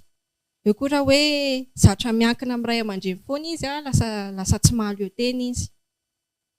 Manjary lasa ohatra hoe manambady izy dia lasa safidiny ray aman-dreny foana no atao. Njara moa dia miatokatoka mihitsy eto. Tsy njara moa zava inandriana miatokatoka mihitsy fa te hitodika amin'njara satria efa izay na voatona ny anaranao teo hoe njara za miambokevitra hoe tena miankina tanteraka amin'ny ray aman-dreny satria adidiny ray aman-dreny ny zanaka. Zay indrindra. Adidy andraikitra. Zay no azo kilasana azy adidiny ray aman-dreny andraikitra ny ray aman-dreny no fanabeazana ny ankizy. Midika ve zany fa afaka nery ny ankizy na ny tanora ny ray aman-dreny raha ohatra ka manan-tsafidy ry zareo amin'le ohatra nalefako tato amin'ny nandrianana asa daikatra sy tato hoe tsy hanao fianarana intsony manana adidy sy andraikitra ve ny ray aman-dreny anery ny ankizy hanohy ny fianarany. Zay indrindra. Adidiny ray aman-dreny mihitsy ary andraikitra ny manery raha ohatra mbola ao anatin'ny taonany fianarana ny ankizy mitady hialan-daharana. Io manko misy karazana, misy akamoana, misy noho ny fiarahamonina izay efa mitarika ho amin'ny ratsy dia lasa kamo ilay tanora ho amin'ny fianarana ary eo dia andraikitra ny ray aman-dreny ny manery mihitsy ary manao izay andehanana ny ampianarana amin'ny fomba rehetra. Raha hevitra. Raisiko izay le hoe manery izay dia te hiteny aho hoe ary inona kosa zany mety ho voka-dratsy ateraky ny hoe manaiky ny safidiny ankizy fa tsy ny ray aman-dreny, ny hevitry ny ray aman-dreny no arahana mba hahafahany manohy ny fianarany. Inona mety ho lesoka na voka-dratsy aterak'izay raha injara no antaniana? Ny voka-dratsiny ataontsika hoe tsy voka-dratsiny fa ny ataontsika hoe ny fiatraikany angamany any aoriana. Izay mihitsy misaotra anao. Hoe ny fiatraikany any aoriana dia mety hoe mety isy fahakalana fa amin'ilay ankizy avy amin'ny ray aman-dreny. Ny ankizy zany mety hakahala amin'ny ray aman-dreny. Zay aloha ny tena voalohany. Fa raha ny tena izy dia ny ray aman-dreny dia tsy manolo-bato mafana ny ankizy. Zay tokony ho tadiditsika tanora zay. Tsy misy zany ray aman-dreny hanolo-bato mafana antsika fa ny ahasoantsika any amin'ny ho avy izay no kandran'ny ray aman-drenitsika. Be dia be amin'izao fotoana izao ny tanora mialan-daharana any an-tsekoly antony anankiray isan'ny tena goavana moa ny efa natsidika izy mianadahy ery am-piandohana manao hoe mety tsy manana fahafahamanao ny ray aman-dreny ny dikan'izay hoy izy ireo dia tsy miankina velively amin'ny ray aman-dreny ny fahafahan'ny tanora manohy ny fianarany. Mbola manana tohan-kevitra ve nareo mianadahy tiana hoentina manoloana an'izay hoe tsy voatery ankina amin'ny ray aman-dreny ny fanohizan'ny tanora ny fianaran'izay? Ny efa voateny teo ihany moa zany fa raha hoe arak'le hoe enjasana le ray aman-dreny zany lasa forcé zany le zanaka mandeha mianatra. Noho izany lasa tsy mandeha an'izay loany le fianarana ataony ihany. Mety tsy mianatra izy fa mety misary mety maditra izy any ampianarana, mety tsy mifindra kilasy izy dia lasa lany fotsiny le vola le ray aman-dreny satria manino izy efa tsy vonona hianatra intsony. Dia izay zany no hoe tsy miankina ny ray aman-dreny ny fomba ny fanohizana amin'ny fianarana fa miankina amin'ny safidiny tsirairay. Miankina amin'ny safidiny tsirairay.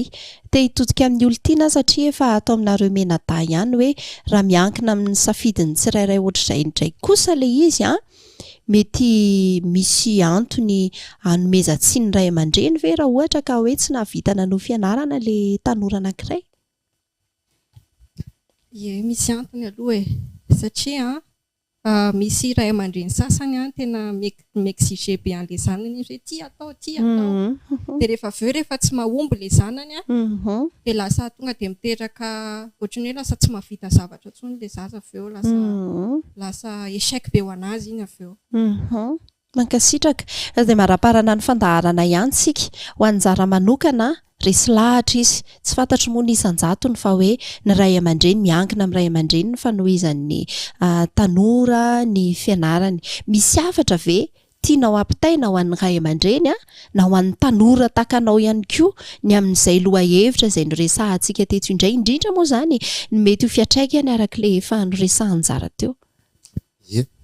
Hafatra kely ho antsika tanora ny voalohany atsao ny ray aman-dreny fa ireo no loharano ny boirana ary mikatsaka mandrakarivo ireo ny ahasoantsika.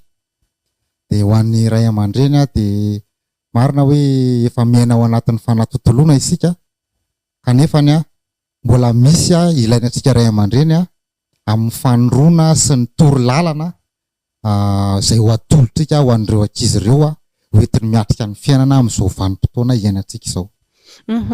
Ny nareo menadara toka fitinina dia azo lazaina hoe tsy voatery ankina amin'ny ray aman-dreny vao tafitana afaka no fianarana ny tanora.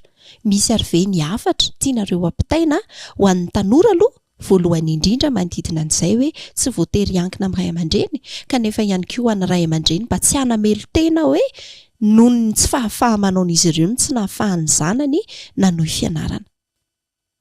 Njara nandrianina voatonona foana moa zany njara sa mbola eritreritra nandrianina mena ny olontiana ary ireo fanontaniana anankiroa ireo le ray aman-dreny. Antsika tanora marina mihitsy hoe tsy voatery miankina amin'ny ray aman-dreny ny fanohizana ny fianaranao kanefa za tsy midika hoe aleo za tsy anatra tsony aleo za tsy anatra tsony fa ianao zany matoa tsy miankina amin'ny ray aman-drenao dia efa mahaleo tena ianao zay dia mila mitady vahaolana ianao, mila mitady asa, mila tena hoe mila vinavina zany ianao fa mila manana nofinofy ianao amin'ny fiainana. Mazava. Asa nandrianina raha efa navita fanangonan-kevitra ny amin'ny hoe inona ny hafatra ataon'ireo ray aman-dreny satria miompana amin'izay zavatra rehetra ndresantsika eto izay dia be dia be ny ray aman-dreny lasa manamelo tena na elohan'ny tanora ihany koa satria hoe tsy nahavita nanohy ny fianarana izy inona ny mba fampahirezana na hafatra omena an'ireo ray aman-dreny. Eto izany dia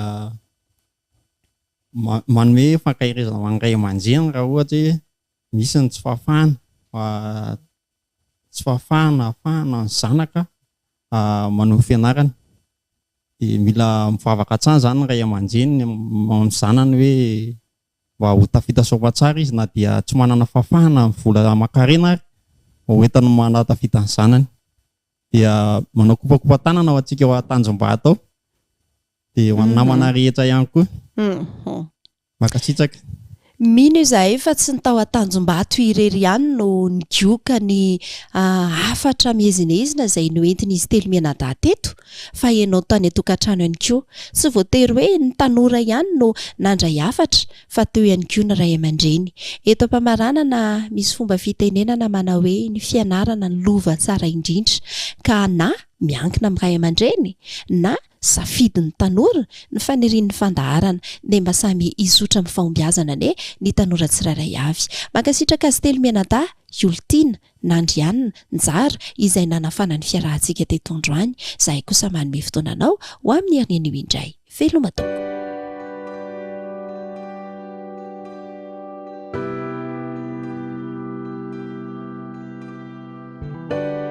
Miarabantsika rehetra indray amin'izao fandarana manokana mahakasika ny fahombiazan'ny tanora mizotra ho amin'izany fahombiazana izany.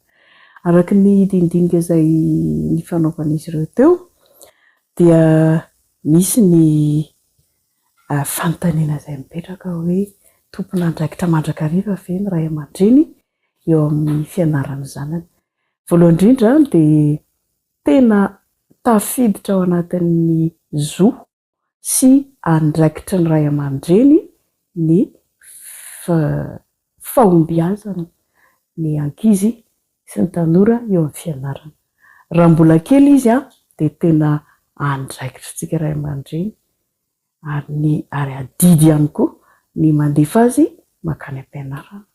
Manara-maso akaiky amin'ny fahafenony mivantana zany ny fianaran'ireo madinika ireo. Izany akory tsy milaza hoe rehefa miakatra eo amin'ny taonany mahazatovo sy ny tanora izy dia afaka miala isika ka hiteny hoe efa didin'ny mpampianatra na hoe efa lehibe ny ankizy e. Eo indrindra no ilana antsika ray aman-dreny na eo amin'ny fanaraha-maso azy tena nandeha any am-pianarana tokoa ve izy. Ahoana ny ahafantarantsika an'izay? Ny fifandraisantsika amin'ny talentsy-koly, ny fifandraisantsika amin'ireo mpanabe any am-pianarana na dia ohatra aza ka hoe tsy voantso. Indraindray manko ny ray aman-dreny miandry antsoina izay vao mandalo any am-pianarana afaka mba mandalo kely ihany isika manontany izay fizotra ny fianarany. Rehefa tena ao amin'ny taonany fahatanorana izy, eo isika ny mahita fahasarotana fa tena ilayntsika koa ny mijery na dia ny zavatra ataony hoe mety hoe tsy fantatritsika inona rety zavatra tsy haiko ity, fa mba manara-maso kely somary mijerijery mitompo maso, ary indrindra koa nefa tena ilain'izy ireo ny torohevitra, ny fifampiresahana aminy izany. Indraindray anie izy ireny tojo fahasairanana any amin'ny toeram-pianarana any, ka rehefa tsy eo isika ray aman-dreny mifampiresaka sy manoro hevitra azy dia mety ho tapa-kevitra taniko hoe aza tsy anatra tsony fa zaho nambady na hoe zaho andeha hiasa, fa ny fampahirezana izay omentsika ray aman-dreny dia tena ilainy zareo tokoa.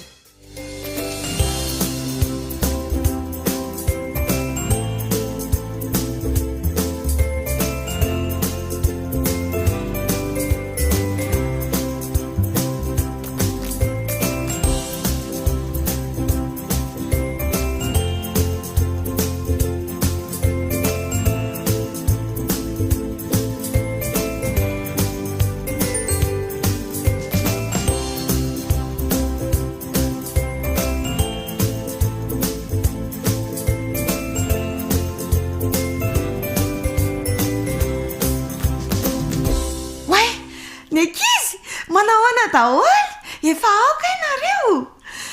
Eny are, zaho faly isa faly, andaontsika hiara-ika are, isa roa telo, zaho faly. Mahafinaritra izany. Tonga indray ary ny fandaharantsika andeha aritsika anaraka iravetrany.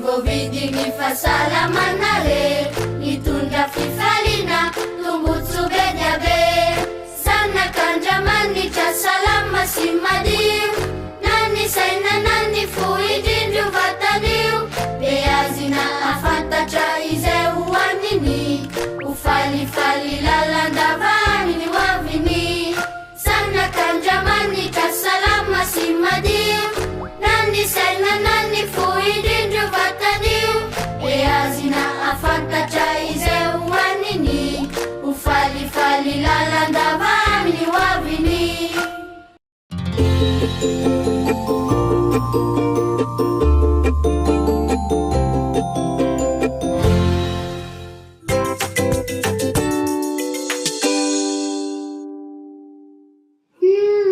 Mahafinaritra hily avolomana sady mahasoany. Avolomana angandry? Ie, avolomana sady mahasoany mangatitikery ary sefy nanao inona? Avonana teo vara sady misotro rano kely. Zay indray ilay misotro rano, ohatran'ny antsika atao eny fa tsy misotro rano. Mahafinaritra rano e. Ie, mahafinaritra ilay izy ohatra hoe ilomanisina sisa sana fa ohatra hoe sotroina tsy ao mihitsy. Maninona tsara tsy natao ilomanisana sisa sana ihany ge rano e, fa nanadiovana ny ao anatsika sy ny ivelan'ny olombelona rehetra sy andrarana sy anadiovana ny fitaovana rehetra e. Sawa misotro rano. Zao rano dia manampy antsika ho salama tsara sady manadio ny ao anatsika rehetra sady manodina ny zavatra rehetra sady mahazo ny tsara na ampianarana e. Tsy anandrio mba misotro rano koa. Ao za mba hisotro rano kely amin'ny se iny e. Fangaza mety tsy azo mikambana amiko eo fangalako arindri e.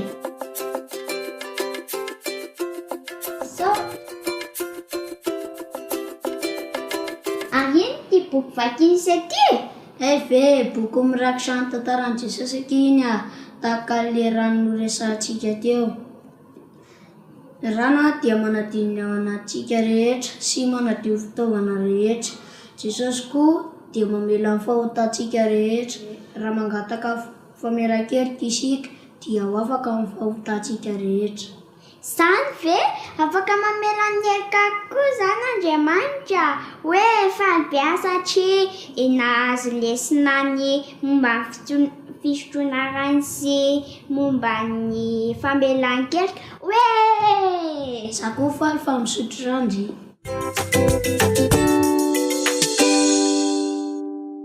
Tena marina ny lazain'izy mianadahy ary tena marina tokoa.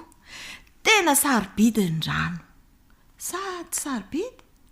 Tena sarobidy na io idiovana na io sotroina zava-dehibe zany. Mba fantatrao ve? 900 isan-jato be zao ny vatanao ane ka rano avokoa e. Nena koa zany hoe raha 100 kilao azy zany dia ny 900 kilao rano avokoa. Fa 100 kilao na dia ngezangeza ary fa zafaly e. Dia zao ny zavatra maloto dia atao ahoana? Mila sasana. Inona ohatra? Ie, ny lamba, ny lovia, ny vatana, ny zavatra maloto rehetra dia mila sasana. Ary ny ao anaty koa dia mila rano satria mila sasana izay maloto ary tena zava-dehibe izany. Misy tantara anankiray ao amin'ny Baiboly. Mpanjaka voalohany toko 5:1 voalohany ka hatramin'ny 7:10. Ao amin'io toko 5 misy tantara fanasana anankiray. Sasana fa nisy zavatra naloto. Lehilahy anankiray namana ny anarany. Boky izy feno fery daholo ny tena ny rehetrarehetra. Ary tamin'izany tsisy nanasitrana ny boky nefa ny olona boky atao hoe maloto dia roana miala amin'ny fiarahamonina. Dia izao nandeha tany amin'ny mpaminany Elisa izy noho ny fitarihan'ilay tovovavy kely anankiray. Dia ozy izy mpaminany Elisa hoe mandehana mandro impito ao amin'ny ranon'ny Jordana. Dia nandeha izy rakizy. Rehefa nitsoboka dia nandro tao impito izy dia nadio ilay abokana. Voasasa ilay aretina antsoina hoe loto. Tena zavatra mahafinaritra izany. Manadio ny rano. Fampisehoana fanadiovana ny fahotana koa ny rano. Satria ny fahotana koa dia loto. Ary tena loto tsy afaka mihitsy raha tsy sasana. Izy raha manasa. Ie mahay Jesosy no manasa. Mato antsika Jesosy dia ny rany no manasa antsika. Ny rany Jesosy koa zany dia mety hanadiovana. Jesosy rehefa mamela ny fahotantsika dia tsy hitantsony ilay izy madio be. Andenga jerentsika Baiboly, izy manana Baiboly.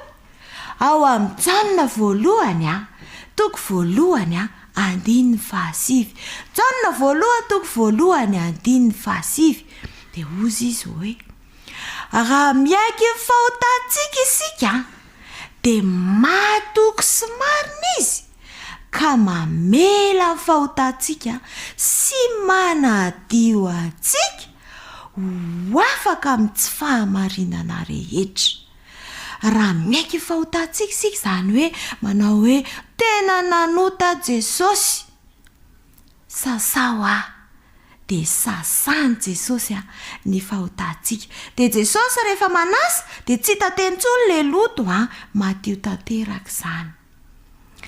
Mampianatra antsika izany ny rano fa manadio ny fahotana rehetra Jesosy.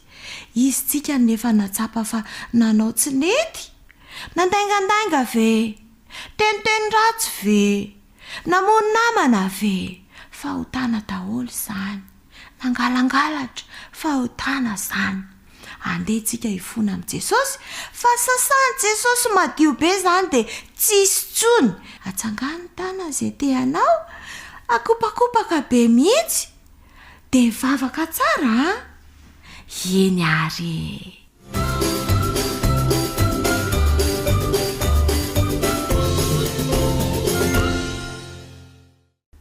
Ity indray no ataontsika androany mampiasa papier gémisse tsika, stylo, fitsipika, hety ary lakôly. Amaritra efajoro anankienina tsika izay miendrika hazo fijaliana ary ny zorony tsirairay avy dia mirefy 10 cm.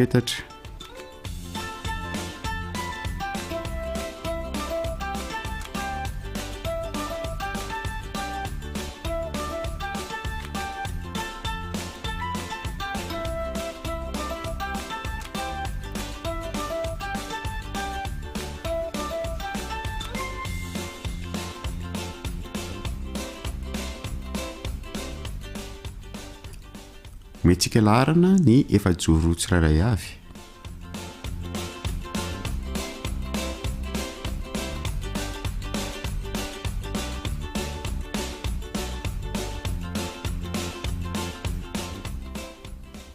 Ary ametraka ny pilitsika eo akaikin'ny laharana.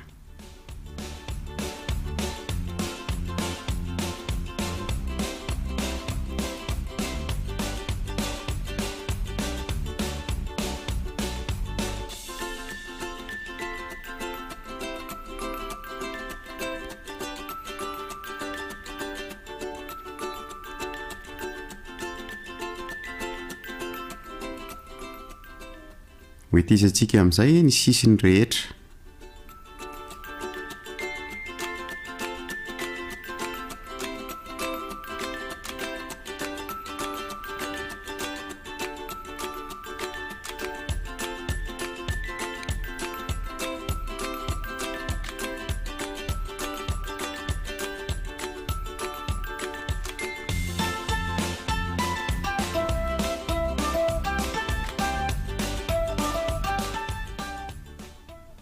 Maforitsika ny pli rehetra.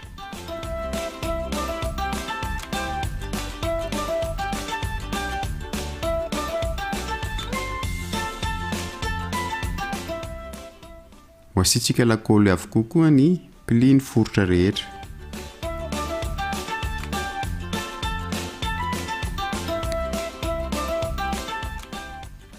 Ary aforitra manaraka ny laharana ary apetaka ny pli amin'ny laharana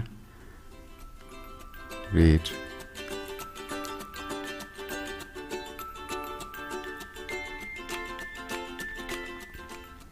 Mamorona lavaka tsika amin'ny tapony efajoro anankiray ary hoetezantsika. Amorona ny tahony amin'izay indray isika avy eo ka maka taratasy vaovao.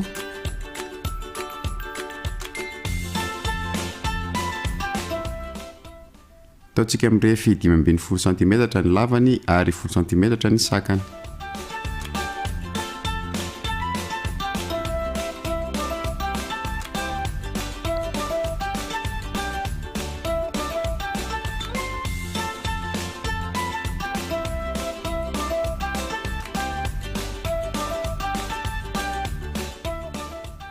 Maka lakôly indray isika dia ampiarahantsika amin'ny zorony amin'ny lafiny hafa. Ary apetantsika eo ilay tahony.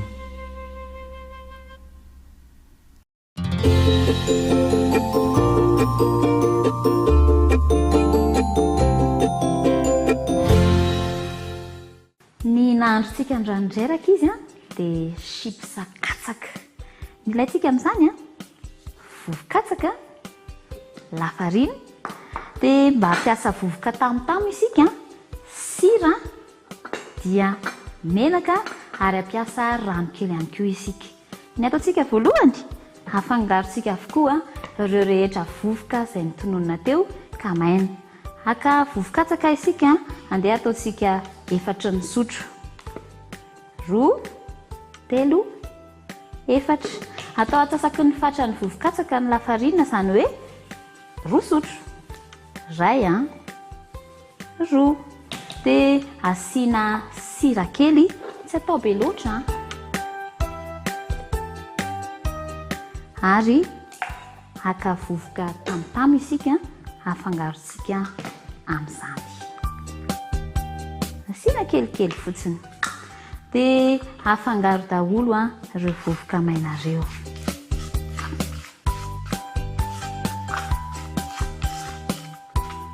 ho asitsika menaka kely ilay izy mba hampiraikitra azy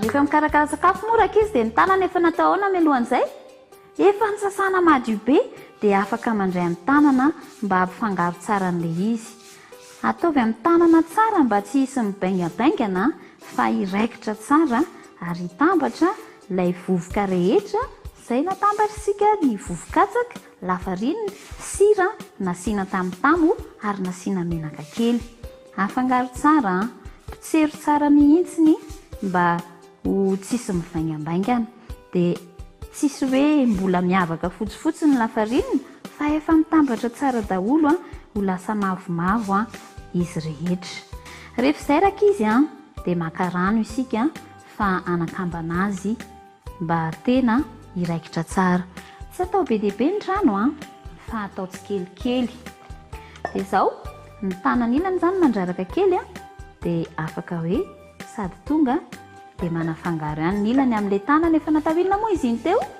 efa ny sasana madio tsara tsy atao be dia be alefa tsikelikely aloha so dia lasa mandranoka be eo fa tsy ilaina atao mandranoka be mantsy ny katsaka fangaro lafarinina nasiana tamotamo kelytsika teo rehefa izay raka izy dia ho zarazaraitsika ilay izy atao tsikelikely afaka mbola ataontsika boribory izy ireny ary rehefa izay dia ho fisahantsika dia hoendasina ndao any ataontsika izany rehefa hanafisaka azy dia asiana lafarinina kely aloha ilay toerana hazo fisaka maintsy tsara ohatra izay hanafisahana azy ary maka fanafisahana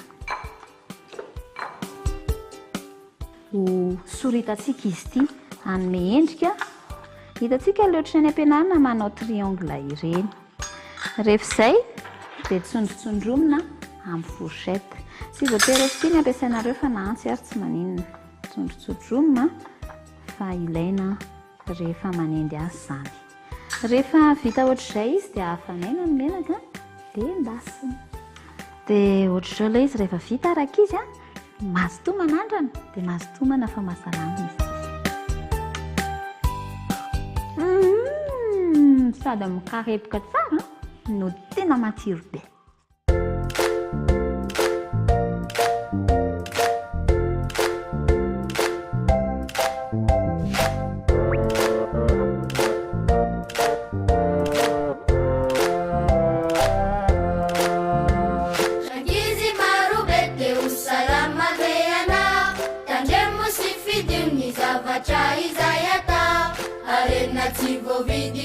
Salamanare, itundra fifalina, tumbutsu bedyabe. Sana kanjamani cha salama simadim.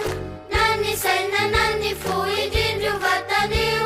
Beazina afanta cha izeu wanini. Ufali fali lalanda vani wavini. Sana kanjamani cha salama simadim. Nani saina nani fuidindu vatadiu. Beazina afanta cha izeu wanini ufalifali lalanda vamini wavini tafitra ndray fandarantsika tamin'ity androany ity raiky izy inoko fa nafinaritra be anareo mihitsy fotoana tatao anatin'ny fandarana safaly rapitso indray dia ndao homantsika sahady ny fitaovana izay ilaina amin'ny asa tanana satria anao asa tanana mafinaritra be indray tsika dia homansahady raha taratasy miloko maitsomaitso anankiray na papier violin couleur vert ny lokony anankiray dia mila taratasy maromaro kely ihany koa samihafa ny lokony satria anao zavatra mafinaritra be tsika rapitso dia mila ihany koa tsika hety dia mila ihany koa tsika lakôly dia homansahady fa efa anao an'izay tsika rapitso dia tahaka mahazatra mahafinaritra be misy nareo manaraka amin'ny fandaharana dia mahafinaritra be anay ihany koa dia fanirinay nitondram-bavaka anareo. Andao aritsika araka hivavaka e.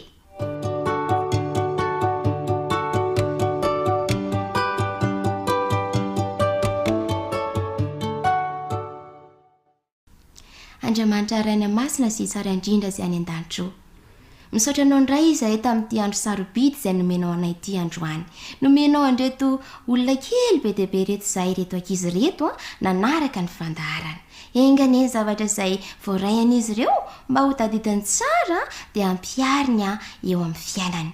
Nandray lesona manokana izay tamin'ity androany ity fa ilainay ny misotro rano isan'andro mba hampasalamanay.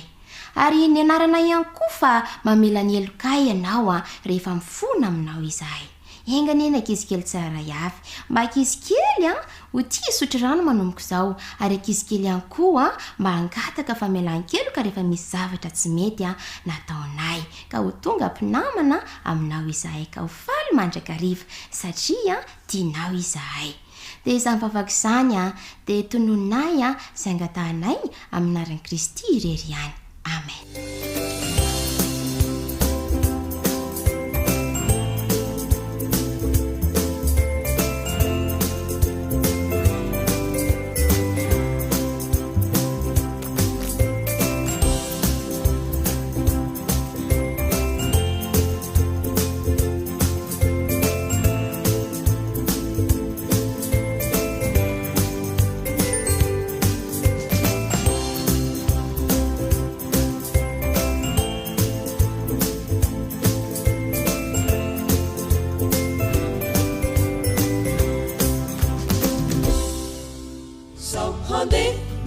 Sunau so hande, lai sen sunau ni sande, yara nui na hande ya. So hande, lai sen sunau so hande, lai sen sunau intia, irawa hande ya.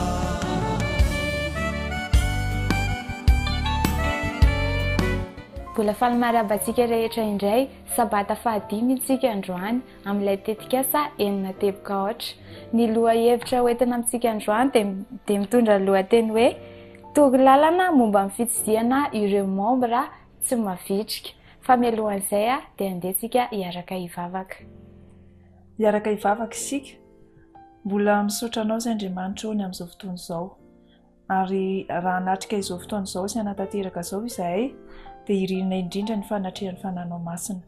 Mba hifantoka amin'izany izahay, azavao ny fisainanay, ahantakaranay izay tianao ampianarana anay sy azavaina aminay amin'ny alalan'izao tetikasa enina teboka aotra izao sy izao lohahevitra vaovao izao indray.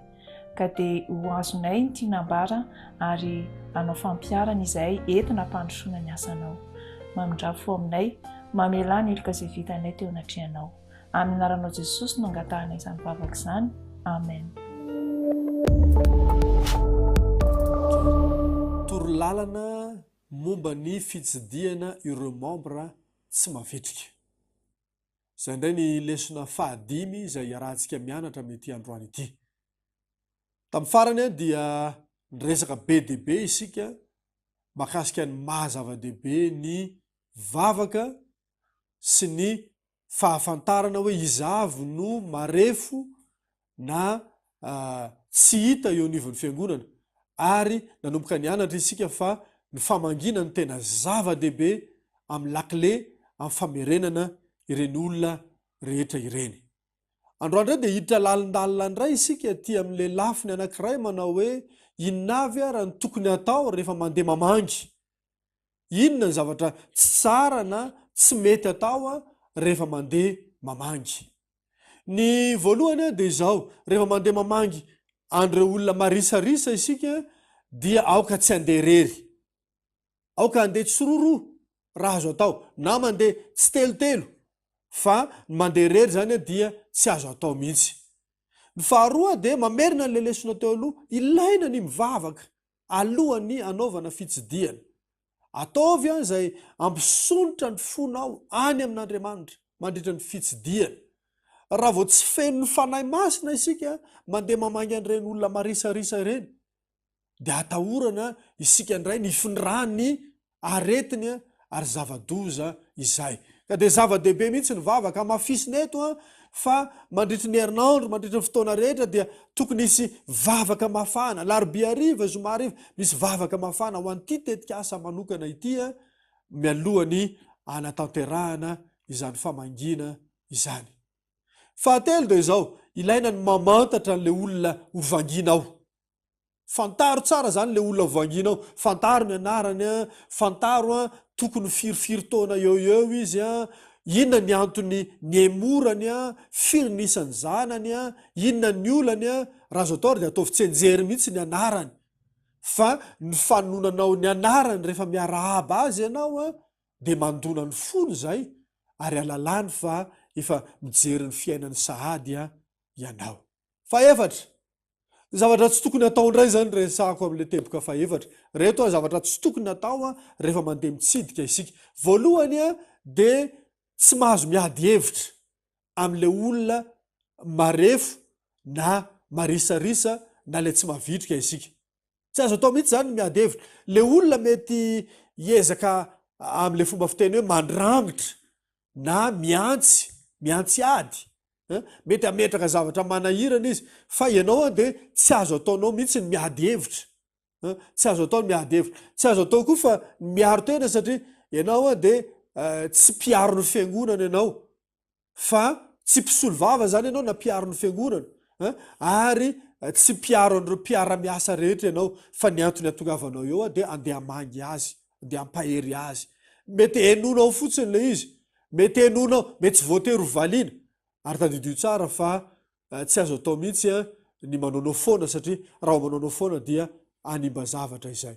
Ka ny tokony atao zany de zao ho tarianao izy amin'ny zavatra ho teneninao eo mba hibanjina an' Jesosy Kristy. Tsy hibanjina olona fa hibanjina an' Jesosy Kristy ilay tompo ny finoantsika sady mpanefa azy isika. Fahadimy, zava-dehibe ny fitsidiana voalohany. Misy fitsidiana voalohany, misy ny fitsidiana faharoa, mety misy ny fitsidiana fahatelo, mety isy ny fitsidiana fahaefatra, fa io fitsidiana voalohany zay ataonao io de zava-dehibe izy io ary eo ka ho foy kanefa lehibe amin'ny kafanampo, amin'ny fahaizana mandanjalanja, amin'ny fahalemem-panao tanteraka ary tsy misy fanerena na de kely akory ary. Aza mipetraka ela be any an-tranon'olona, aza manao zavatra lavabe fa aoka atao foy kanefa mafana izany famangina voalohany izay ho tanterahanao izany. Fahenina de zao mety misy zany ny fitsidiana faharoa, mety misy ny fahatsidiana fahatelo. Miainga avy amin'ny zavatra nolazainao de ny fitarian'ny fanahy masina de anapa-kevitra raha izao ny fotoana mety anasana azy mba hiverina any am-piangonana. Ka mety alefanao zany ny antso mba hiverenany any am-piangonana fa mety tsy andeha izy, mety tsy mbola resy lahatra izy de ho ataona indray ny famangina faharoa ary ho tanterahanao ny famangina fahatelo. Ny zavatra tiako anaovana antso amintsika rehetra de zao tokony manomboka eto zany dia tokony andeha amangy am'izay ny fiangonana tsiraray avy.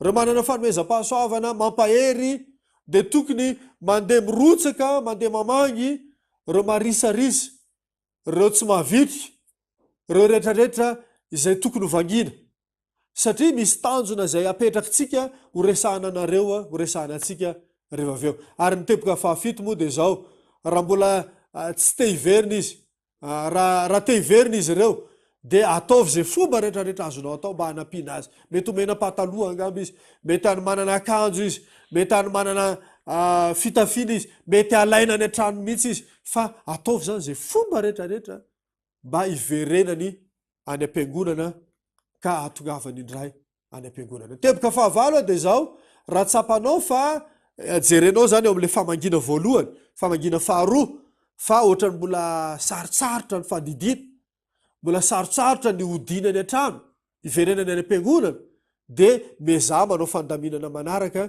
ho amin'ny fitsidiana azy na famangina faharoa, fahatelo, fahaefatra, fahadimy fa tadidio tsara fa ny zavatra rehetra de tsy vita ndray mandeha.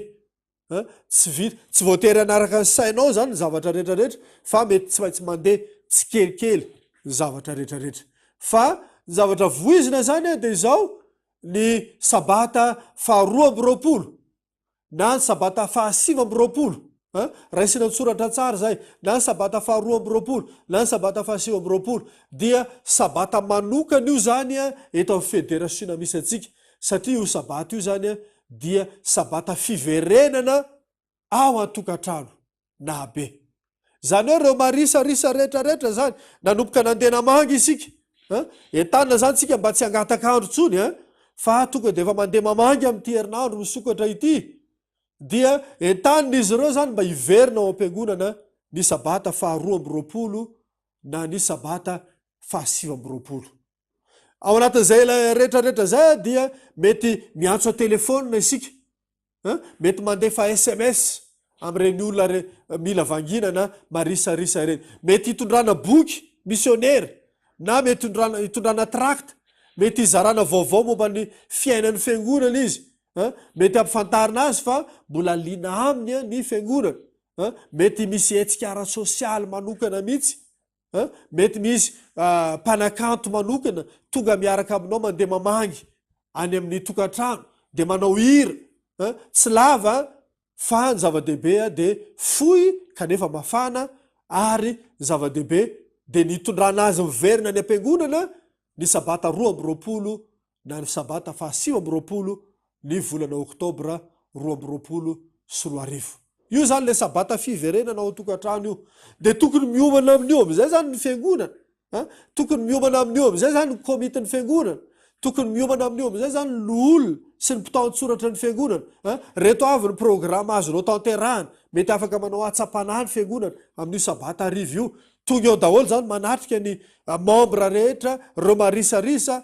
reo niembotra de miverina de antsapanany ho atao ny sabata folak'andro iny azo atao koa ny manao hoe takarivana fanolorantena manokana fotsiny tsy lava amin'ny telo katramin'ny efatra fotsiny de misy fanolorantena manokana ataony membre tsiraray avy reo marisarisa niembotra ny verina de manao fanolorantena manokana mety azo atao koa hoe takariva fiaraha miala mietaetana fiaraha misakafo azo atao koa ny manao seminaire manokana momba ny fahasalamana seminaire manokana momba ny fianam-pianakaviana na momba ny planina 5 andro na fiarahana mianatra momba ny asa fivelomana sy ny asa fitadiavam-bola fa zava-dehibe zany de zao amin'io sabata roa amby roapolo na sabata fahasivy amby roapolo volana oktobra io dia miaratonga eo ny membre rehetrarehetra reo membre tranainy reo marisarisaka ny verina de miaraka makasary membre rehetrarehetra ary zay sary zay dia alefanareo makaty amin'ny federasiona izay misy atsika zava-dehibe zany de zao hoe aza mangatakandro tsony mandeha mamangy arao avokoa reo fitsipika rehetrarehetra zay lazaintsika tery ambony tamin'ny lesona faefatra tamin'ny lesona fahadimy ary de atomboy avy hatrany izany famangina reo membre marisarisa ireo izany aza miandro aloha amin'ny herinandro na aloha amin'ny tapabola fa amin'ity herinandro ity de hoeto ambavaka ary de tonga de atomboy izany famangina izany tahaka ny ataon'ny fiangonana rehetra manerina nyity federasiona ity de mba isy reo rahalantsika sy anabavitsika iverina ao ambala indray iverina ao an-tokatrano indray sotratsika rehetra naharitra atao anatin'izay lesona izay zao de roso amin'ny fanontaniana ifanakaloza-kevitra isika ary de manasantsika rehetra mba handray anjara mavitrika am'izany fanontaniana ifanakaloza-kevitra izany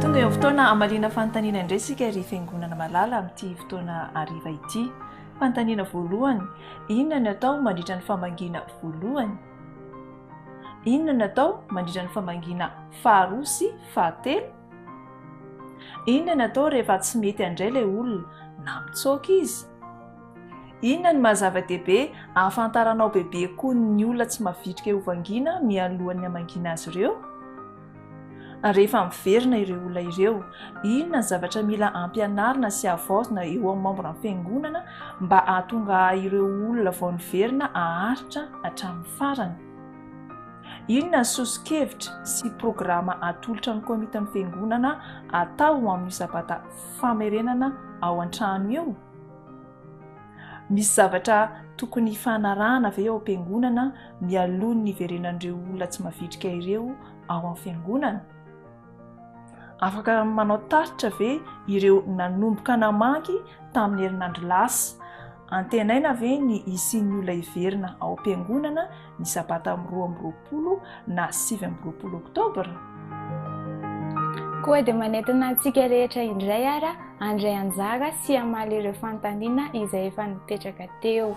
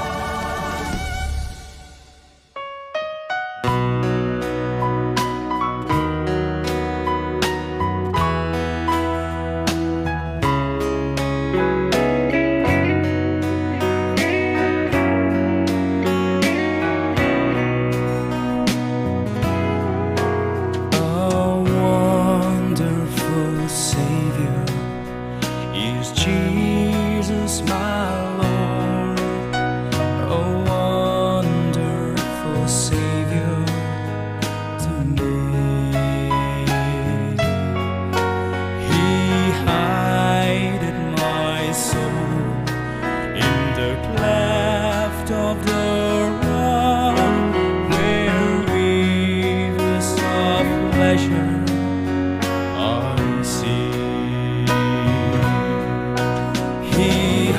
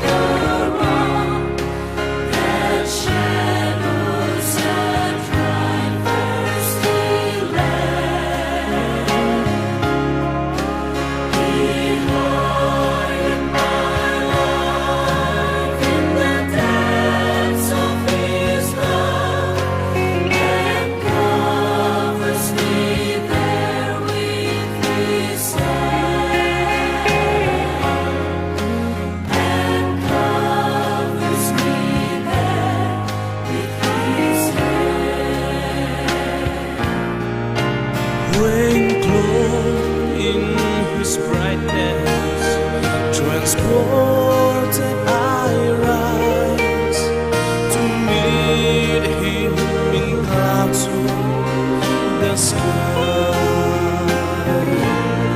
His perfect salvation is wonderful love. I'll shine with the millions on high. He hided my soul in the cleft of the rock that shadows and dry thirsty air. He hided my life in the depths of his love and covers me there with his hand, and covers me there with his hand, and covers me there with his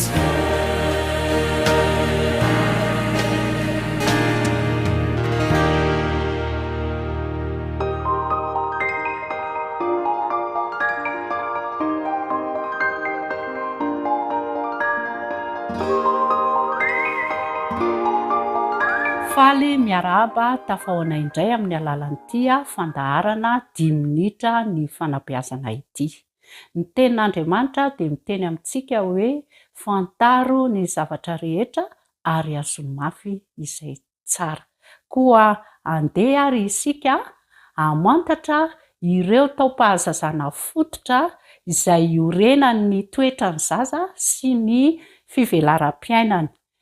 Manomboka izany eo amin'ny herintaona ka amin'ity andro anio ity dia ho jerefantsika ny taona 7 ka hatramin'ny 12 taona. Mitana anjara toerana lehibe izany satria fanombohan'ny fahamatoran'ny zaza. Dia ary ho jerenany eo amin'ny lafiny ny ara-batana, aingana ny fitombony amin'ny ara-batana ka ahitana fiovana ny fiasan'ny taova ao aminy. Miha-matanjaka izy ka mankafia ny lalao sy ny fanatanjahantena ankalamanjana. Tahaka ny hoe olon-dehibe kely ny ankizy amin'ity dingana ity raha ny eo amin'ny lafiny fivelaram-piainana ara-piarahamonina no jerena.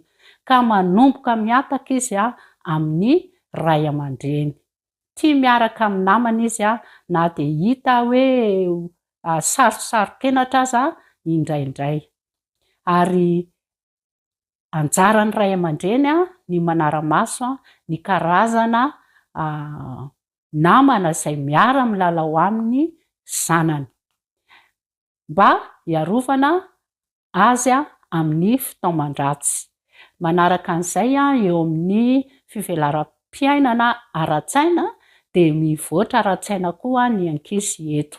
Manomboka mahatakatra ny voambolana lala izy tahaka ny hoe fahendrena, famindram-po, ny fahoriana.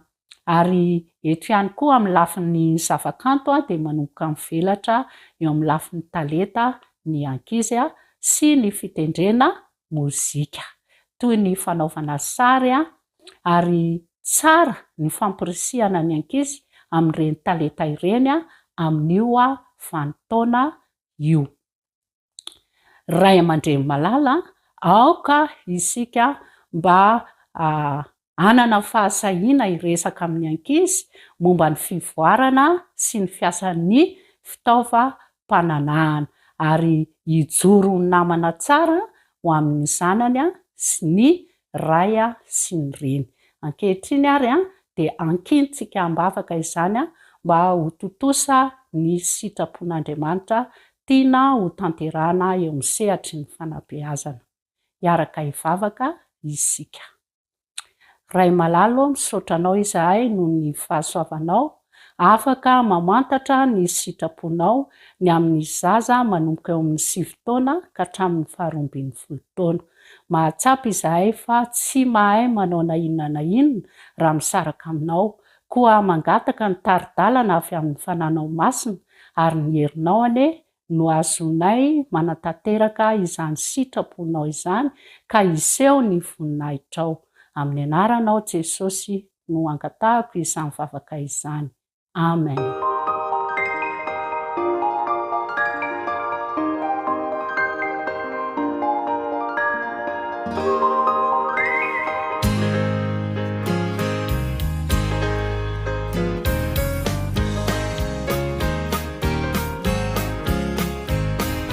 That'll be a happy morning over the sea, when the cares of our life shall pass away forever. He'll be there to welcome all the ransomed and free, when they ring the bells of heaven on the day. Now when they ring the bells of heaven, ring the bells of glory, when we meet gather on the day. On the hallelujah morning, everybody's singing, shouting, what a happy meeting, when they ring the bells of heaven on the day. Oh, press along, rejoicing through this unfriendly land. Glory land is waiting all the way. The sun is always shining. That'll be a glad homecoming. Won't it be grand when they ring the bells of heaven on the day? Now when they ring the bells of heaven, ring the bells of glory, when the wind all gather on the day. On the hallelujah morning, everybody's singing, shouting, what a happy meeting, when they ring the bells of heaven on the day. Now when they ring the bells of heaven, ring the bells of glory, when the wind all gather on the day. On the hallelujah morning, everybody's singing, shouting, what a happy meeting, when they ring the bells of heaven on the day. Now when they ring the bells of heaven, ring the bells of glory, when the wind all gather on the day. On the hallelujah morning, everybody's singing, shouting, what a happy meeting, when they ring the bells of heaven on the day. Ring the bells of heaven on that day.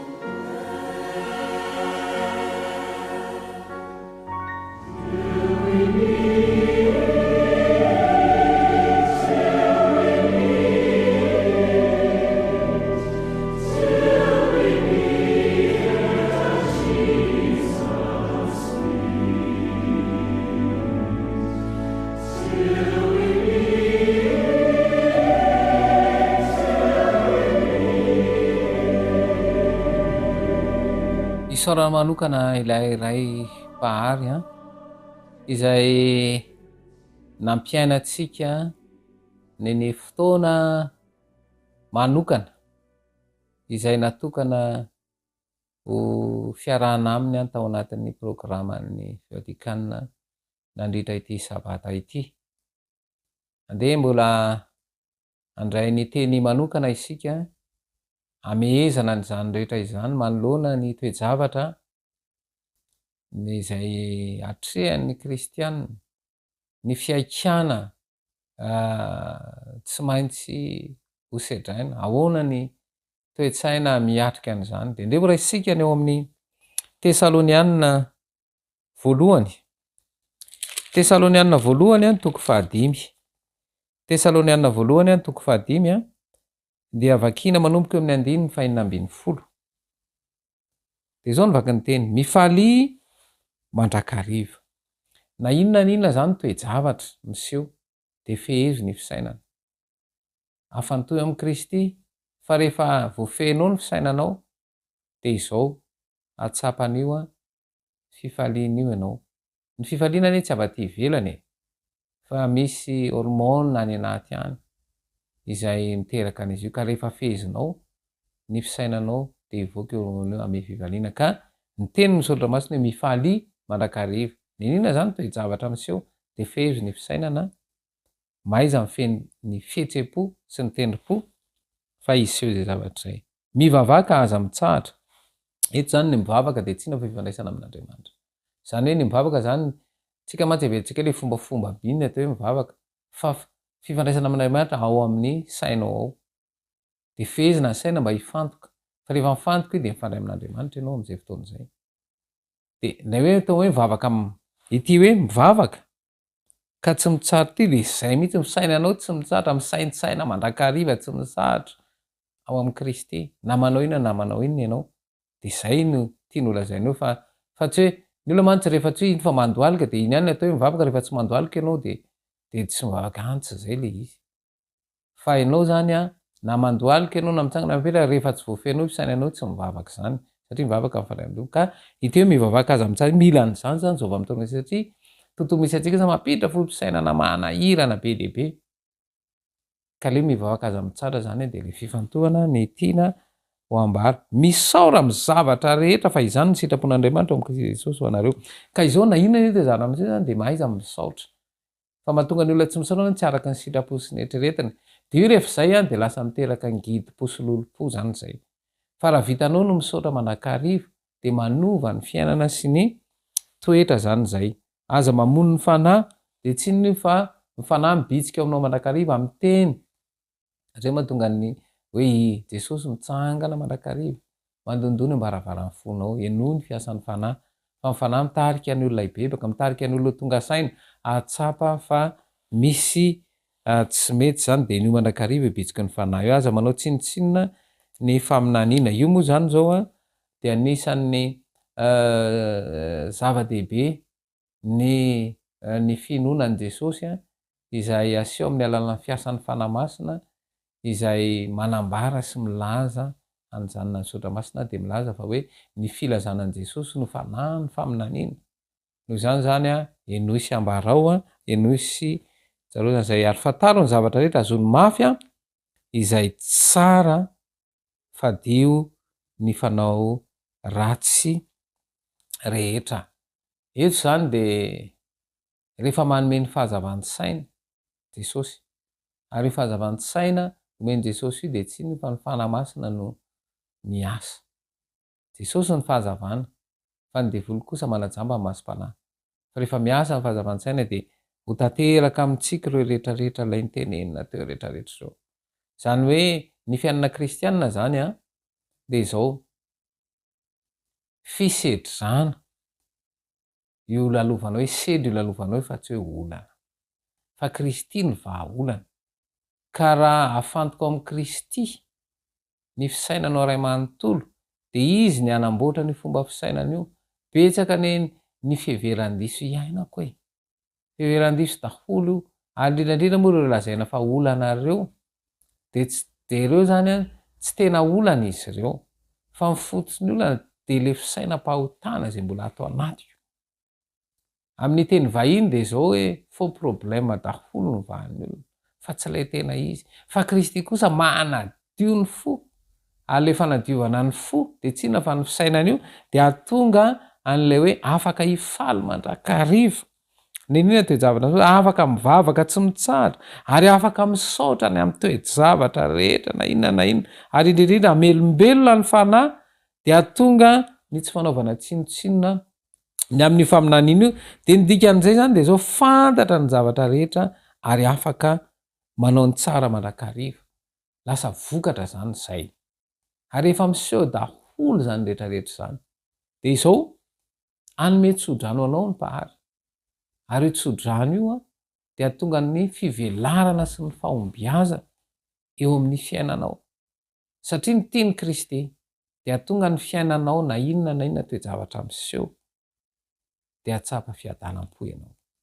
zay moa ny fiadanana zany de Kristy rereny afaka manome azy fiadanana nomeko anao tsy tahaka ny fahameny zao tontolo zao zavatra mety tontolo zao ty de ny fampifalifaliana ny manome fahafaham-po ny filahana fotsiny izy de iny le miteraka fahasambarana izay mandalo sy mielona fotsiny fa rehefa mitoetra am-ponao le fiadanam-po dia atonga ny fiainanao irindra sy lamina ary afahanao manome voninahitra amin'ny Kristy ka na inona toejavatra miseho amin'ny fiainana na inona fisedrana mafy de zao Kristy no efa nitondra n'izany rehetra izany zay mahatonga ny Kristy hoe mianara amiko fa sady malemy fanahy no tsy miavina-po ento ny ziogako hoe ataovy entiny Kristy ny zioga fa rehefa izy no mitondra an'io de hitanao fa maivana ianao ary rehefa mahazo an'io fiovahana io ianao de afaka ho tanterana ny tsodrano ary izay tsodrano izay hoentina mitsodrano atsika tsirairay avy de horaisika ary ny teny tsodrano ankehitriny ary Andriamanitry ny fiadanana ane amasina anareo samy ho tanteraka ka ao karovana avokoa ny fanahinareo sy ny ainareo ary ny tenanareo ho tanteraka ka tsy anatsiny amin'ny fiavian'i Jesosy Kristy tompontsika mahatoky izay miantso anareo sady izy no anefa izany ho tanteraka amintsika tsiraray avy ane izany amen